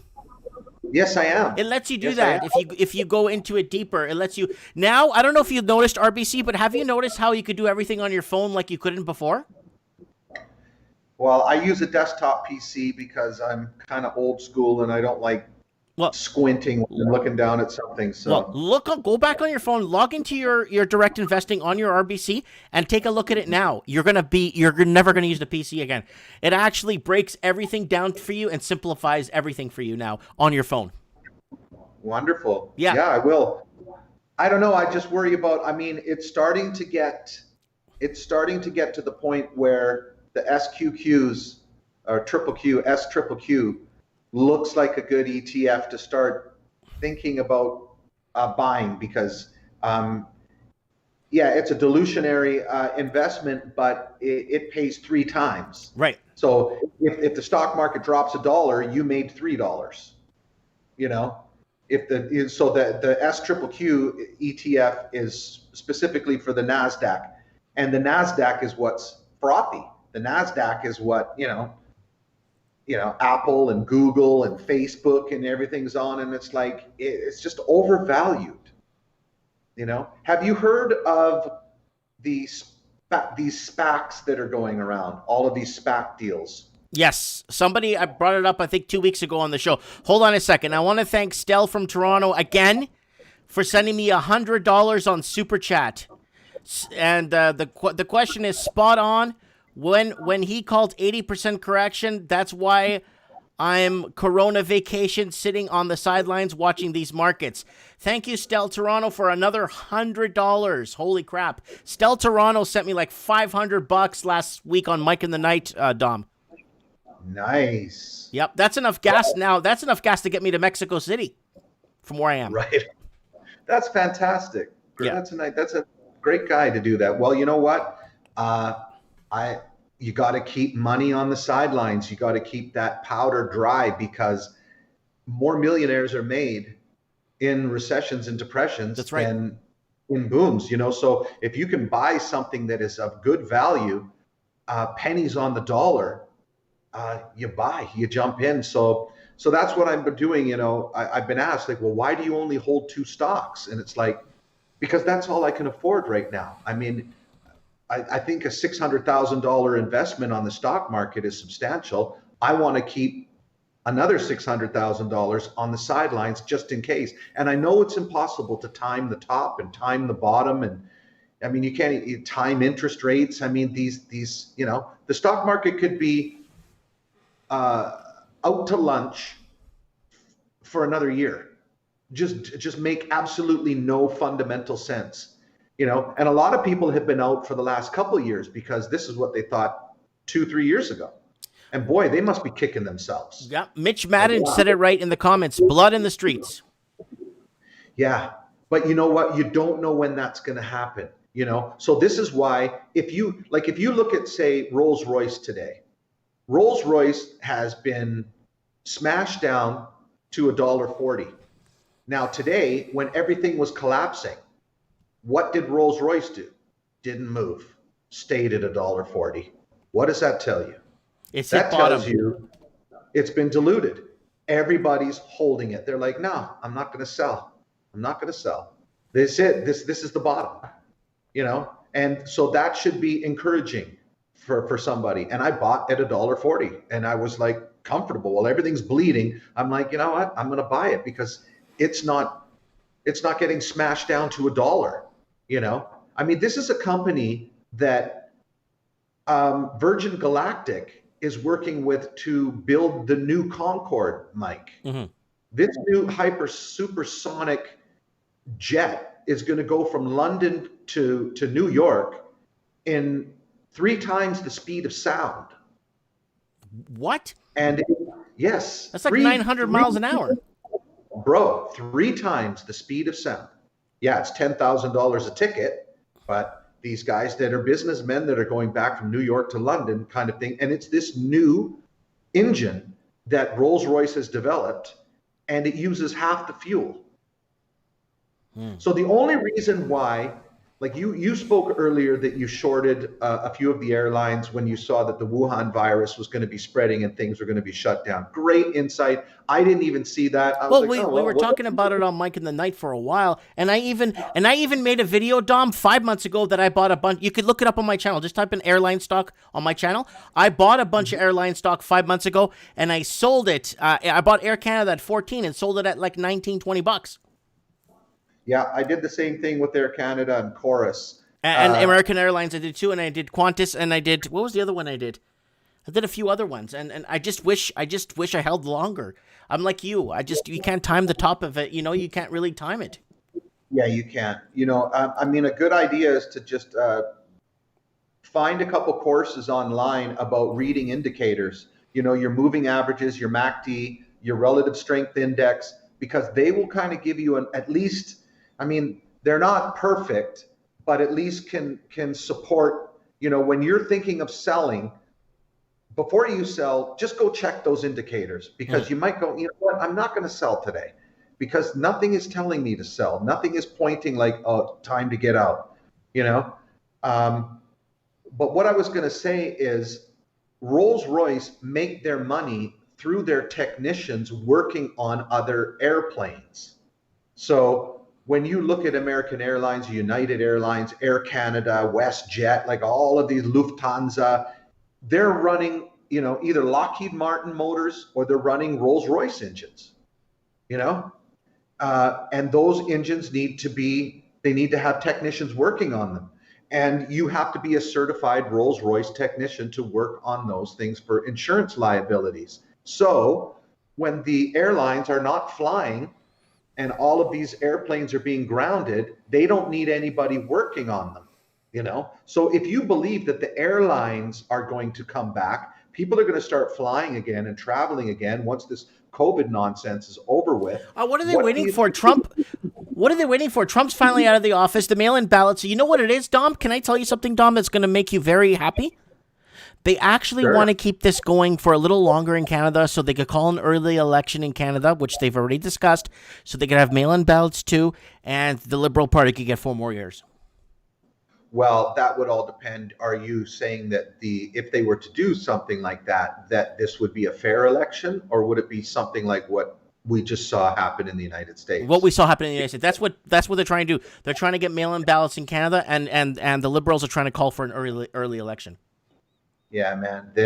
People need to be just looking over those shoulders and make sure that those ballots are being counted properly and that there's no fraud going on. Because, look, I mean, I sort of take the George Carlin sort of approach to politics now, where he said, it's one big club and you ain't in it. These guys, it's like a revolving door. 1 minute they're the minister of this, and then the next minute it's like, hey, Frank, you want to be the minister of education, and we'll move Dave over there to the minister of this, and then just shuffle all these cabinet members around, and you're like, man, wasn't that guy just the minister of liquor and tobacco, and now he's the health minister? Like, what's going on? Yeah. So it's a game. It's a private club, and you ain't in it. Well, here's None the deal. of us. Dumb. I'm not really too worried about the elected officials that are on front point face. Okay. Yeah. Is somebody trying to call you on Facebook? No, just on my cell phone, so I just cut it off. Okay, no biggie. Okay. It's not the front face like leaders that I'm more afraid. It's who those leaders put into power. That are appointed. Those ones don't get voted in, and that's the problem, who they appoint. Like you said, the alcohol minister, the tobacco and money laundering minister, and all that stuff. Those guys are appointed. They don't get voted in. Well, what I don't understand is this predilection to be so unpatriotic when it comes to the Chinese influence on the United States and Canada. I mean, this is the Communist Manifesto. Mm-hmm. This is communism. And it's like we're just kind of embracing it like it's a good thing. And meanwhile, there's 1 million Uyghur Muslims in concentration camps. Mm-hmm. And people are just like, people are investing in all these Chinese stocks.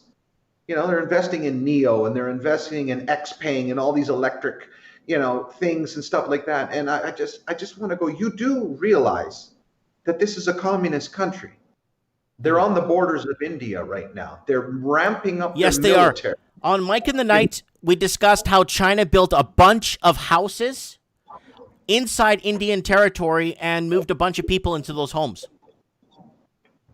Well, look, Mike, you and I were talking 5 years ago when they were going into the casinos with their hockey bags full of cash, laundering all of this money, and then buying property, inflating the house prices in Vancouver to the point where people are getting phased out. That's why you moved to Merritt. That's why I bailed. And no matter how much we tried to warn people, how many letters that I wrote to Christy Clark and Tahiti Fry and those administrations saying these buildings across the street from me are empty. If this doesn't scream money laundering, then I don't know what does. And then you get a form letter back that just says, thank you for your letter. We'll take it under advisement. Nobody cares. There's no investigation. So you're looking at this and you can see the ramifications, all of the fentanyl coming in, and then the money gets laundered, and then it goes into these high-priced items of Louis Vuitton and Ferraris and condos and all of this sort of stuff. And the little guy in the middle class is just getting slowly phased out. And yet you've got this new administration embracing it. You've got Trudeau just embracing it. Look, I worked in Hong Kong for 6 months back in 1997. And it's not your average Chinese person that is benefiting from this. The average Chinese person is living 5-6 people in a 200 square foot apartment, beds stacked up on top of each other. The cost of living is through the roof. This is why they're marching in the streets. And they've got the communist boot heel on their necks, It's like Yuri Bezmenov said, the Russian ex-KGB agent that defected to the United States back in the 80s. And he was on the Donahue show and he was being interviewed by Larry King and everybody. And he was warning the Americans. He was like, this is going to infiltrate your whole system. They will demoralize your society. And everyone was laughing at him when he said that.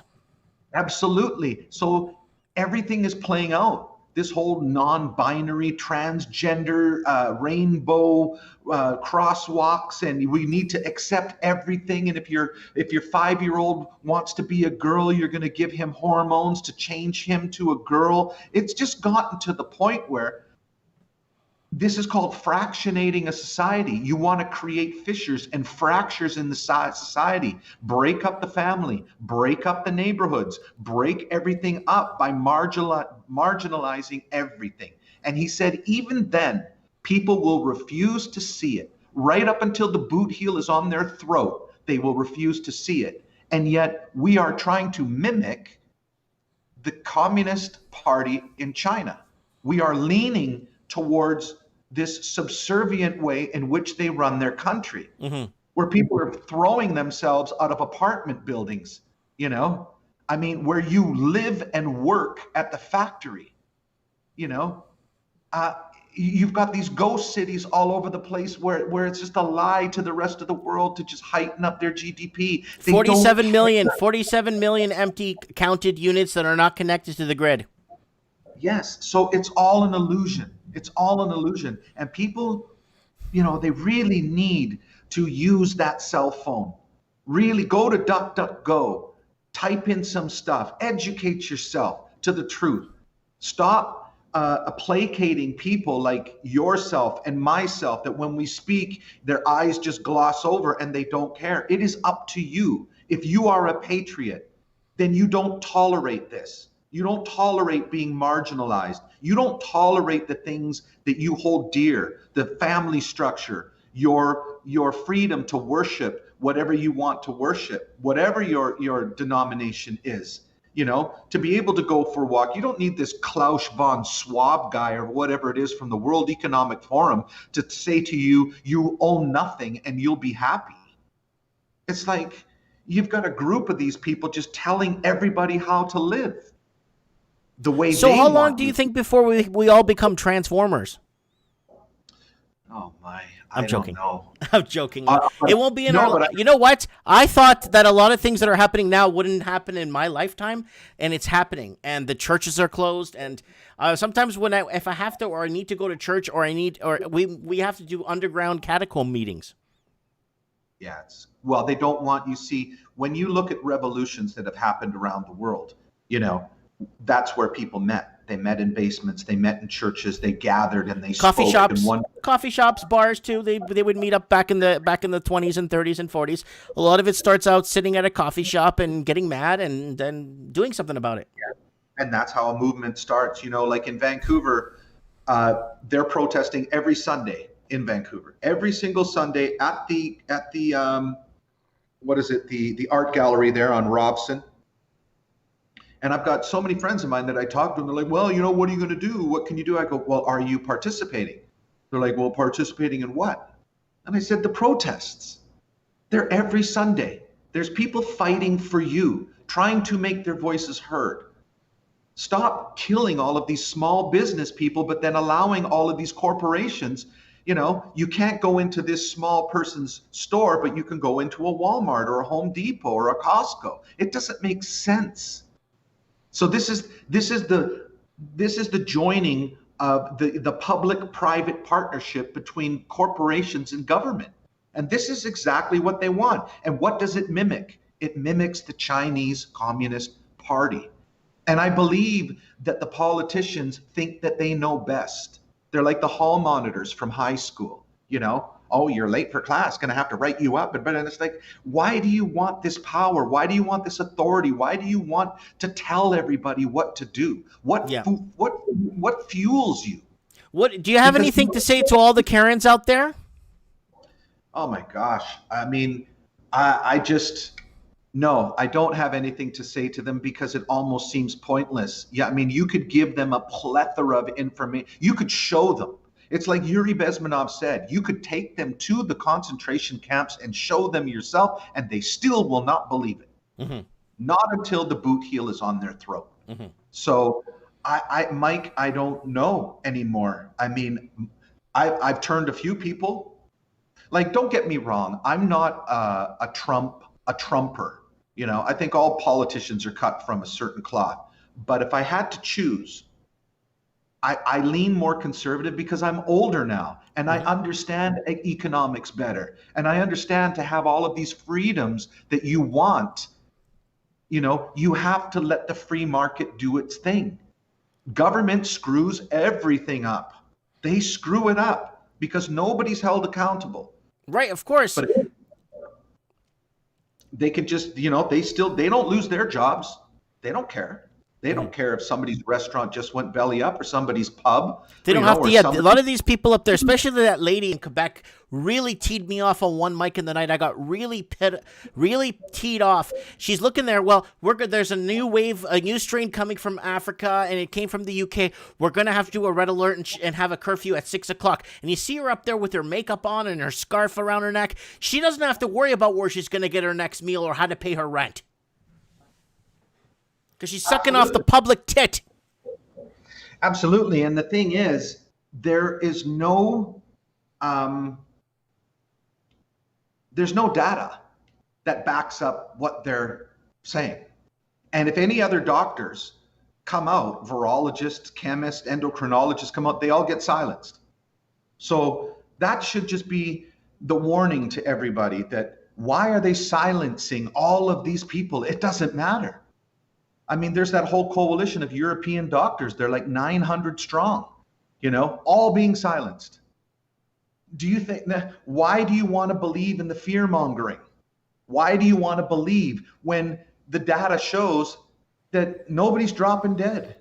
Yeah, exactly. More people are slipping and dying in the shower than they are of COVID. Exactly. So why are you complying? Just imagine if everybody said, okay, Monday, February such and such, or whatever day that is, that's it. Collectively, we hold the power. We're done. We're done. Well, they're doing it now in Alberta. They've set a date where all the shops, and they're all just going to open at the same time. Now, I don't know how many people are on board with this, but they're advertising it and they're putting the posters out there because they've just had enough. They're going to lose their businesses. And it's like nobody seems to care. We've been at this for a year. Nobody's dying. This is ridiculous. Coronavirus has been part of the human evolution for 1 million years. It has. They haven't isolated it. And why, when we know for a fact that hydroxychloroquine and ivermectin and vitamin C and D combined with zinc and everything is a wonderful treatment to get it if you're feeling ill. You just take those things and you're back to normal in a couple of days. Why do we want to pierce our skin and put these foreign antibodies into our bloodstream? A treatment that has never been studied before. And our immune systems could tackle. You know, can I tell you what made my stomach turn yesterday when I was reading the news yesterday on my channel? Can I tell you what made my stomach turn? The article read, old folks at senior homes that got the first jab, like 50% of them died after receiving the first jab. They didn't receive the second jab in time to save them. I really think, and I know this sounds really nefarious, but I remember before my father was stricken with dementia and Alzheimer's. So I went down that rabbit hole trying to learn everything I could. And my father passed away in 2018. Yeah, I remember that actually. Yeah. Yes. And I started to sort of correlate the medications that my dad was on. And I started to understand that the brain is bathing in cholesterol and that you actually need it in your body, and all of these statins and all of these things preventing this from happening. And I went down the whole rabbit hole. And then I heard a senator speak in the United States saying that the amount of Alzheimer's, dementia, and autism that is occurring in the United States at the result of whatever, whether it's pharmaceutical, whether it's environmental, whether it's just, we know it's pharmaceutical, is going to bankrupt the country. We don't have the money. Dom, we don't have the money.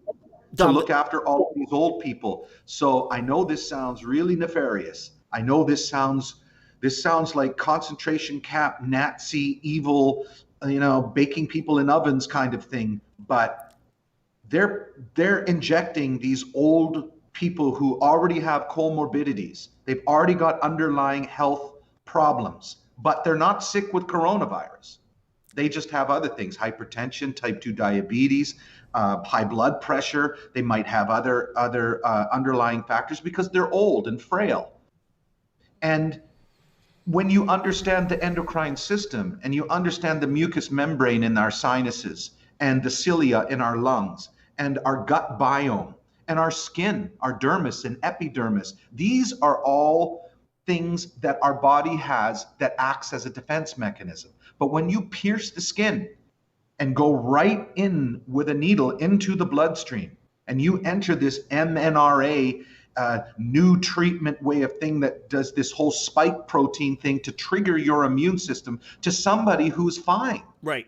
It doesn't even make sense, Mike. And then why are the two hydroxychloroquine factories catch fire and burn to the ground?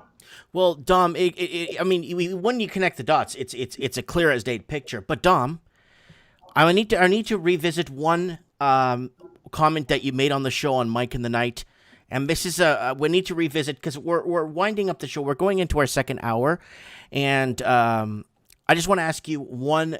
I want to kind of wind down the show in a more funny, because it's so serious.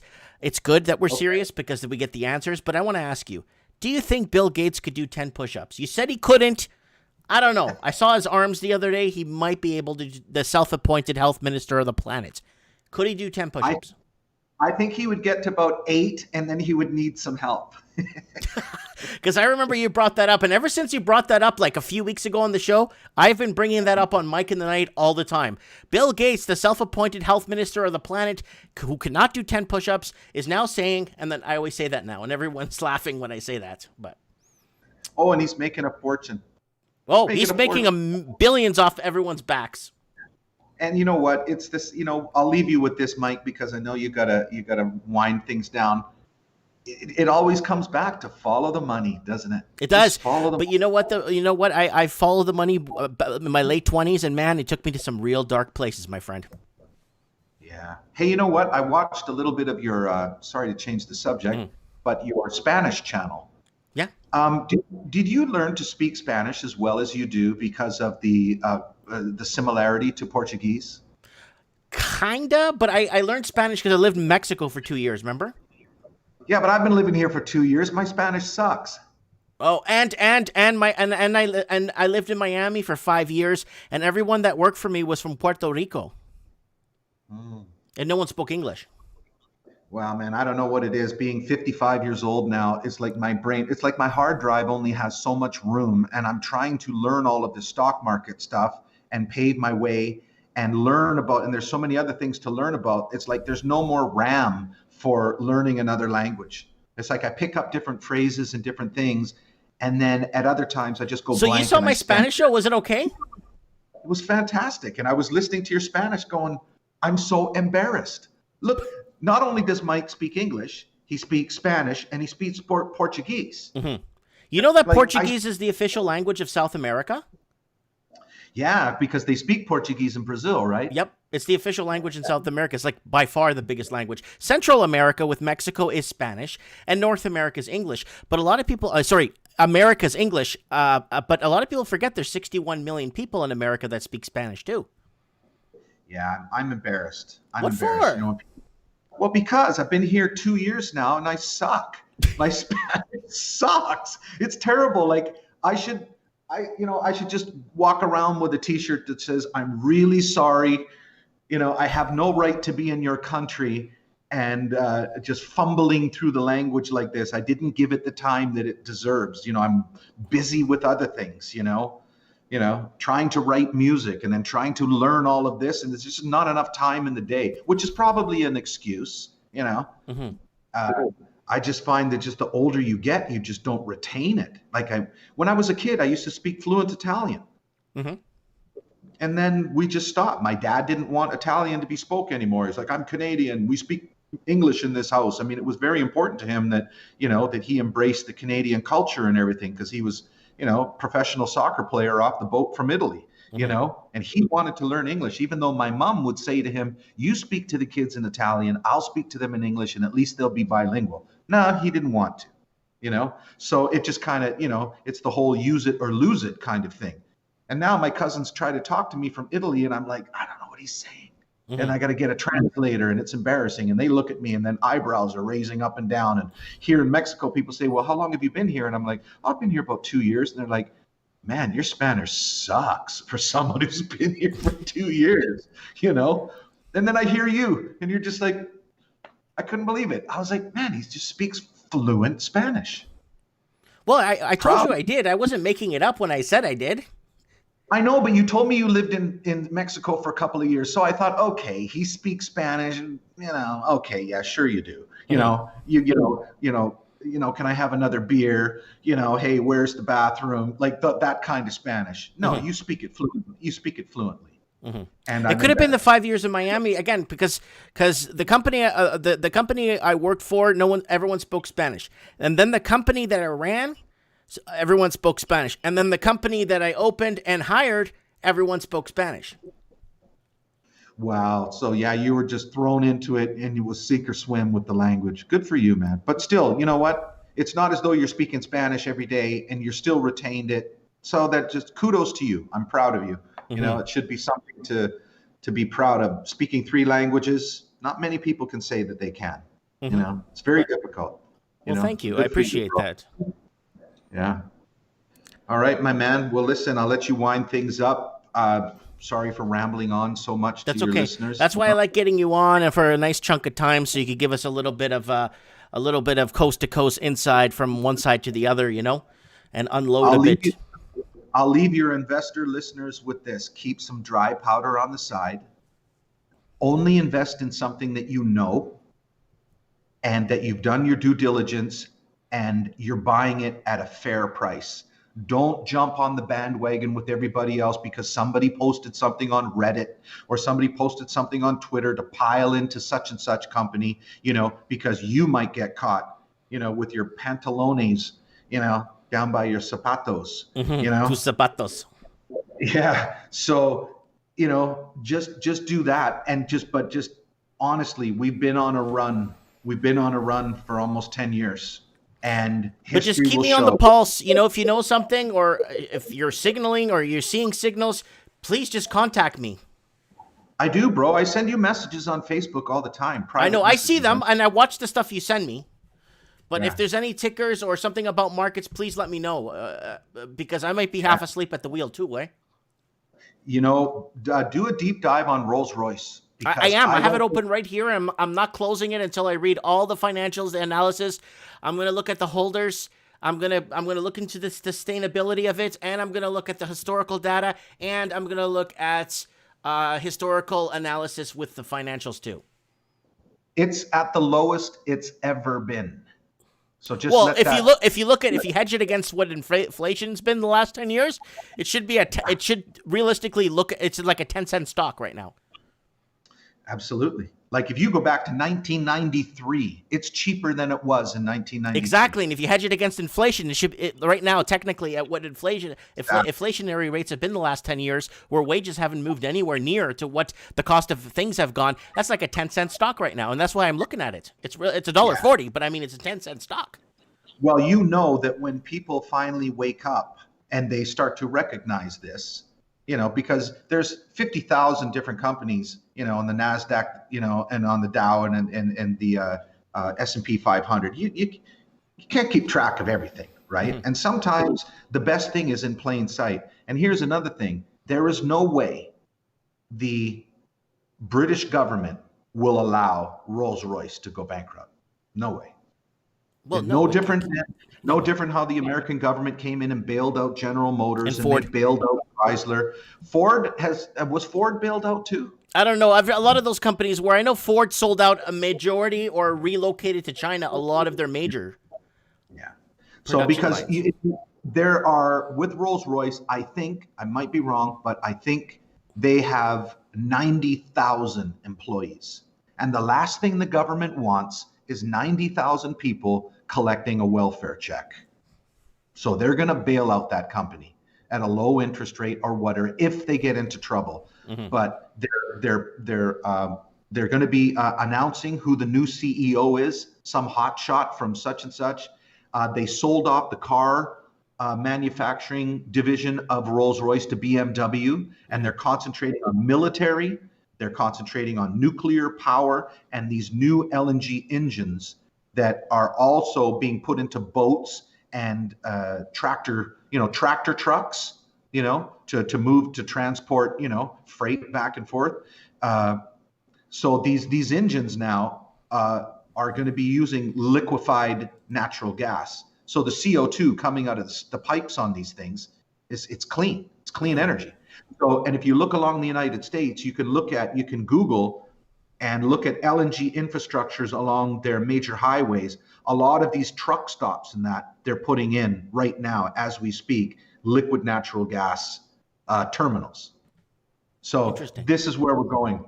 There's a company called Hyliion that you probably know of that uses. I know Hyliion. They seem like a very sustainable company for what I'm seeing prospectively. Exactly, and that's LNG and electric. So combining the two, hybrid. So while the truck needs to go up a hill and needs the power to go up a hill, it kicks into the LNG, and then when it's coasting around and stuff like that, it's on battery, and when it kicks over to the LNG, it charges the battery. And this is what I don't understand. The hybrid technology is the best thing for the environment. It's the best thing because the vehicle itself is creating its own electricity to charge itself. Yeah, that's where are people supposed to plug in their Teslas in the city of Vancouver? When all of these apartment and condo towers, they don't have outlets downstairs in the parkade. What are they going to start jackhammering up concrete and running all of these lines? So we got to build another dam, I suppose. No, the environmentalists don't want another hydro dam. Where is this electricity supposed to come from? The grid, as it stands, cannot do it. And this is why Toyota is not interested in electric cars. Toyota is hybrid. Yeah, and Toyota. Now they're coming out with some new hybrid stuff that is supposedly unbelievable. Well, recharging. I call it the alternator car, where it basically charges its own battery from its own force.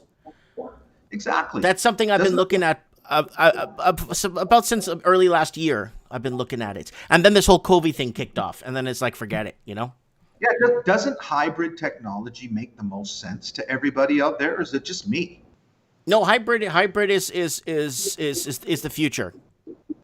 Absolutely. And if you're running liquid natural gas in your vehicle instead of, petrol, gasoline, but we're still going to need oil. Look around your house. Plastic. Yeah, plastic. It's all made from oil resins. Go into Home Depot. Everything's made of oil. Your paint, your solvents, your lubricants, your steel. You can't make steel without oil. You can't make aluminum without oil. You can't have fertilizer for your crops without sucking oil out of the ground. That's right. So it's absurd for these people to walk around and going, this is the end of oil. We're going to end oil by 2030. In 9 years, the whole planet, nobody uses oil. Well, I don't know, man. And people believe it. People believe it. And this is why they just laid off how many people now?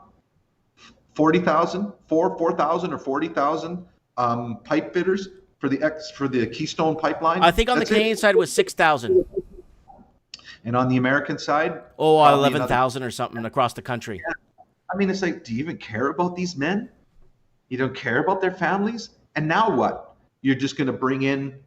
Look, if we don't do it ourselves, become energy efficient in Canada, and bring that energy from Alberta all the way to Nova Scotia, if we don't do it, then we are complicit in the pollution that's being created in China. Exactly. And in the Arabian Peninsula. Never mind the Arabian Peninsula, because that's going to be a war zone going forward. Yeah, I tend to agree with you. But when you think of EPA, like the one country that cut their CO2 emissions, if you believe all of this CO2 nonsense, was the United States. Mm-hmm. I mean, in compared, you've got China that is manufacturing windmill components and solar panels, but using coal and liquid natural gas for their energy. Why? Because they know it's bull. They know it's bull. That's right. But They you got to remember know. one thing. China gets it for nothing. A lot of the natural gas that they're getting from off the coast of Mozambique, I know this because two of my friends sit on the high-level chamber of the presidential Felipe Nyasi, the president of Mozambique. They tell me, they send me inside emails telling me that China's been taking our trees and they've been taking our natural gas and paying cents on the dollar for it for the last 3 years. That's why China doesn't want to go solar and wind. Yes, it's expensive. Yes, it's not feasible, like you said earlier. But why are you going to do that when you can get natural gas from African countries that owe you money for next to nothing? Yeah. And China's playing hardball with them, and basically they'll never pay their debt back to China because, China built a bunch of highways in their country that go nowhere. And they built those highways to clear trees.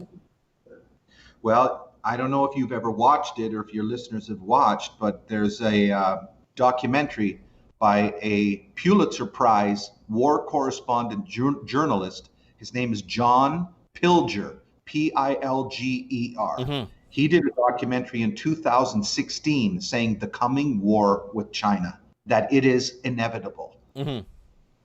He was in a documentary called something about China destroying the world. He was in that documentary. I remember seeing him in there.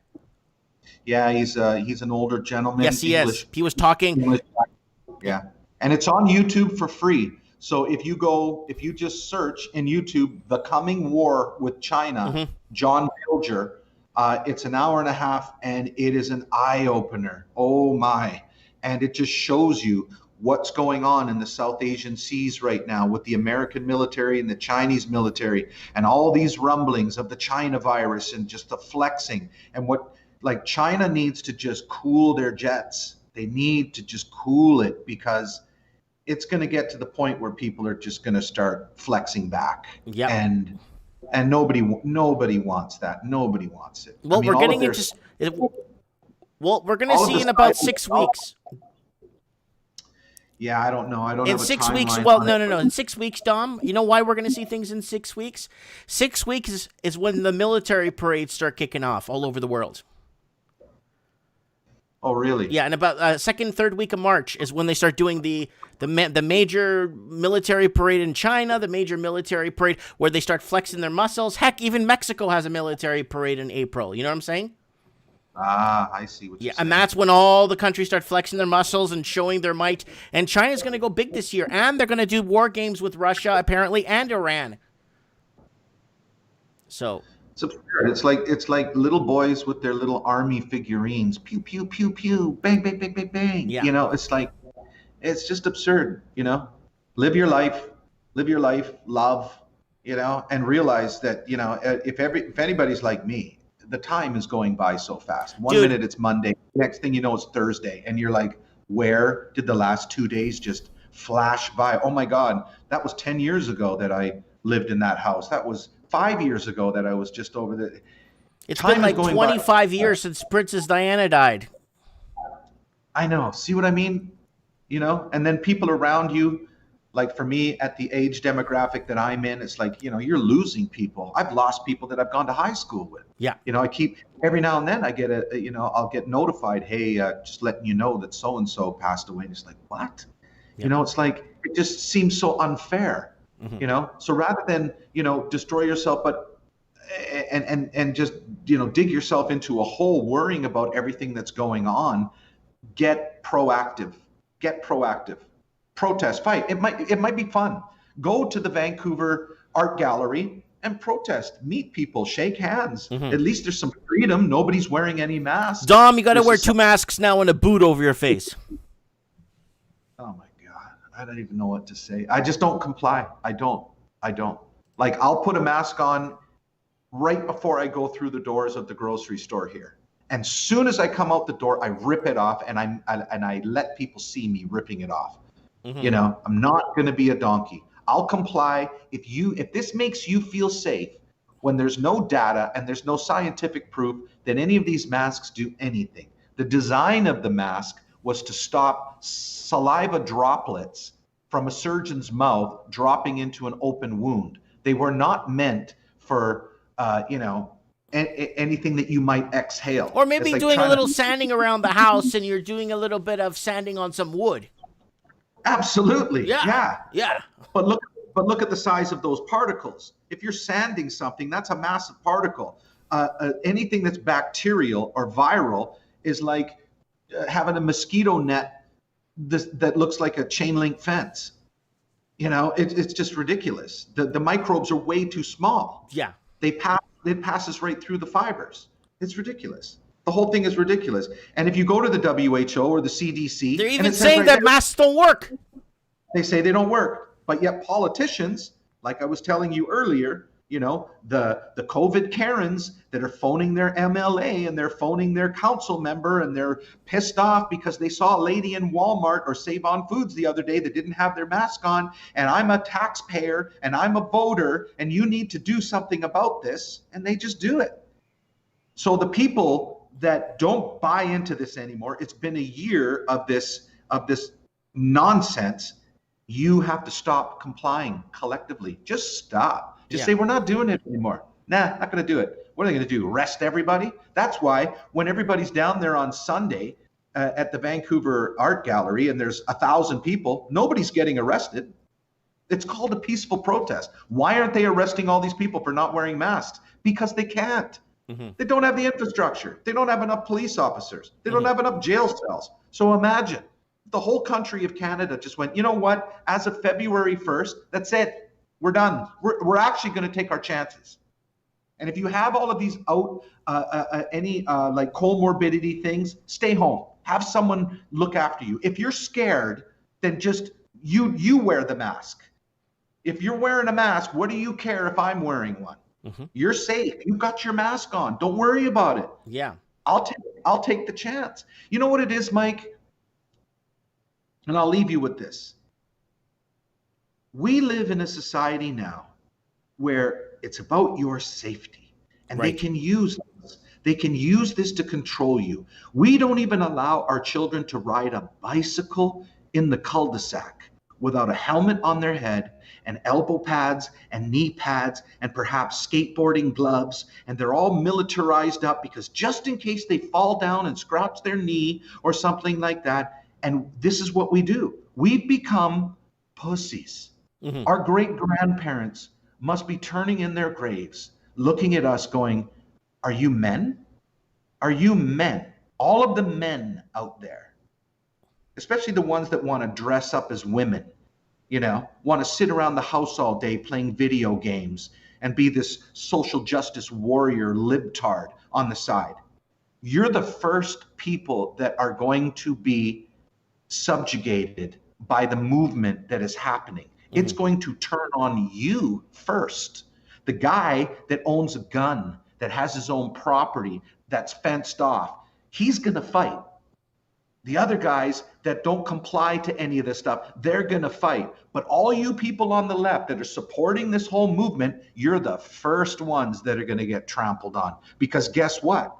The people, the conservatives, they're not going to help you. Right. They're just going to, hey, man, you're on your own. And you're going to be complaining, well, Joe Biden's doing this and he's taking our rights and he's coming. It's like, yeah, well, now you have what is called consumer remorse. Right. You know, like you bought something and now you want to take it back. But you know what? It's too late. You don't have a receipt. You can't take it back.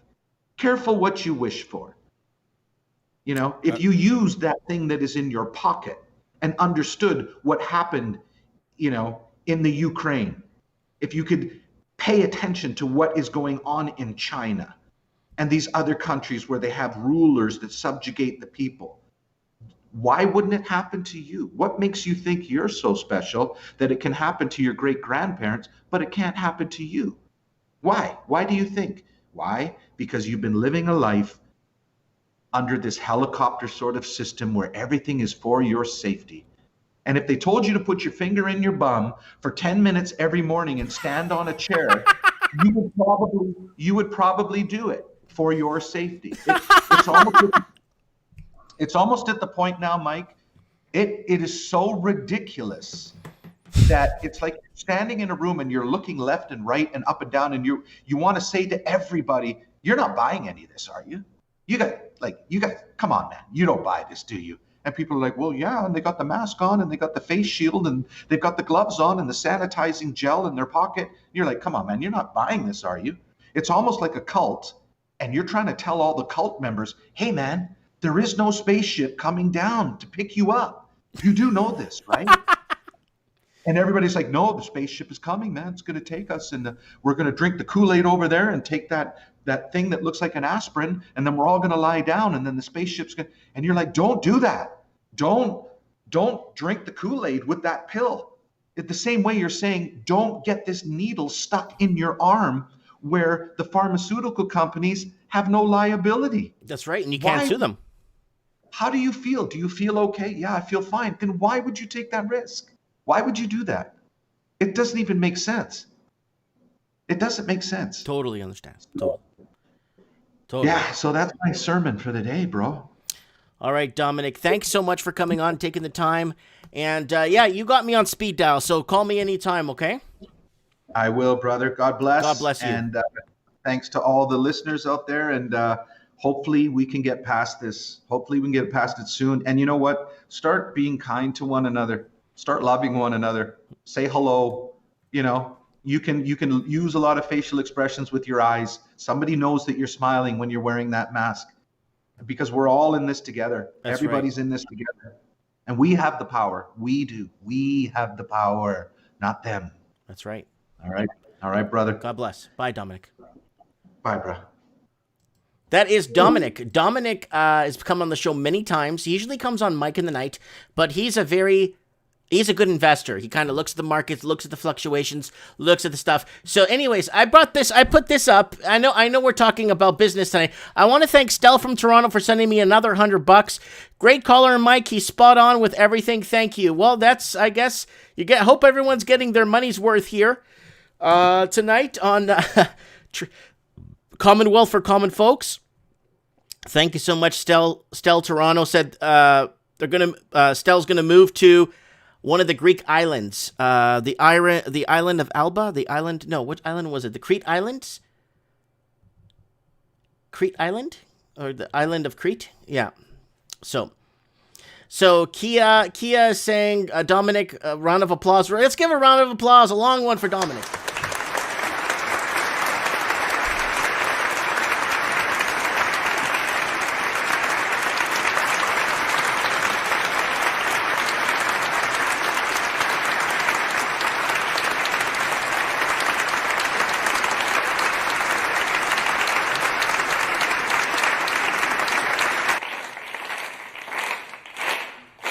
Great call from Dominic tonight. That was a slow clap. Anyways, I want to leave you this with you guys. It's over in I put this up in our community section of the channel. Next step after 2 masks. So this is it. Don't wear a mask. That's number 1. Number 2, now wear a mask. Number 3, now wear 2 masks. And number 4, now wear a boot stamping you in the face forever. Oh yeah, and the boot's made in China too. It says right here, made in China. So there you go. That's what's gonna end up. Wear a boot. Yes. Yes, guys. Thank you so much. And Stell Toronto.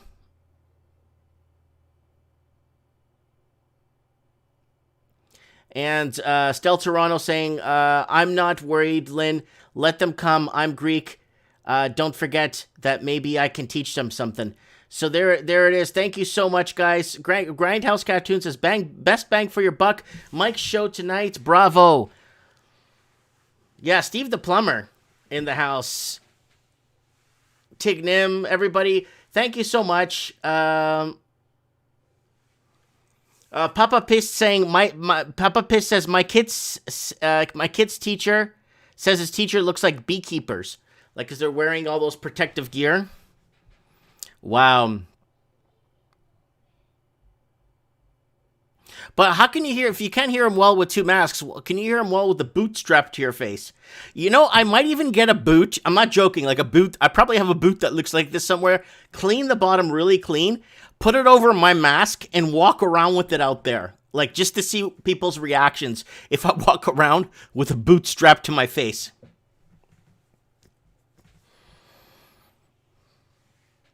Yeah, Green Tea for Freedom and Truth says this guy gets it. Guys, don't forget to subscribe to Green Tea Freedom and Truth channel. He's on there too.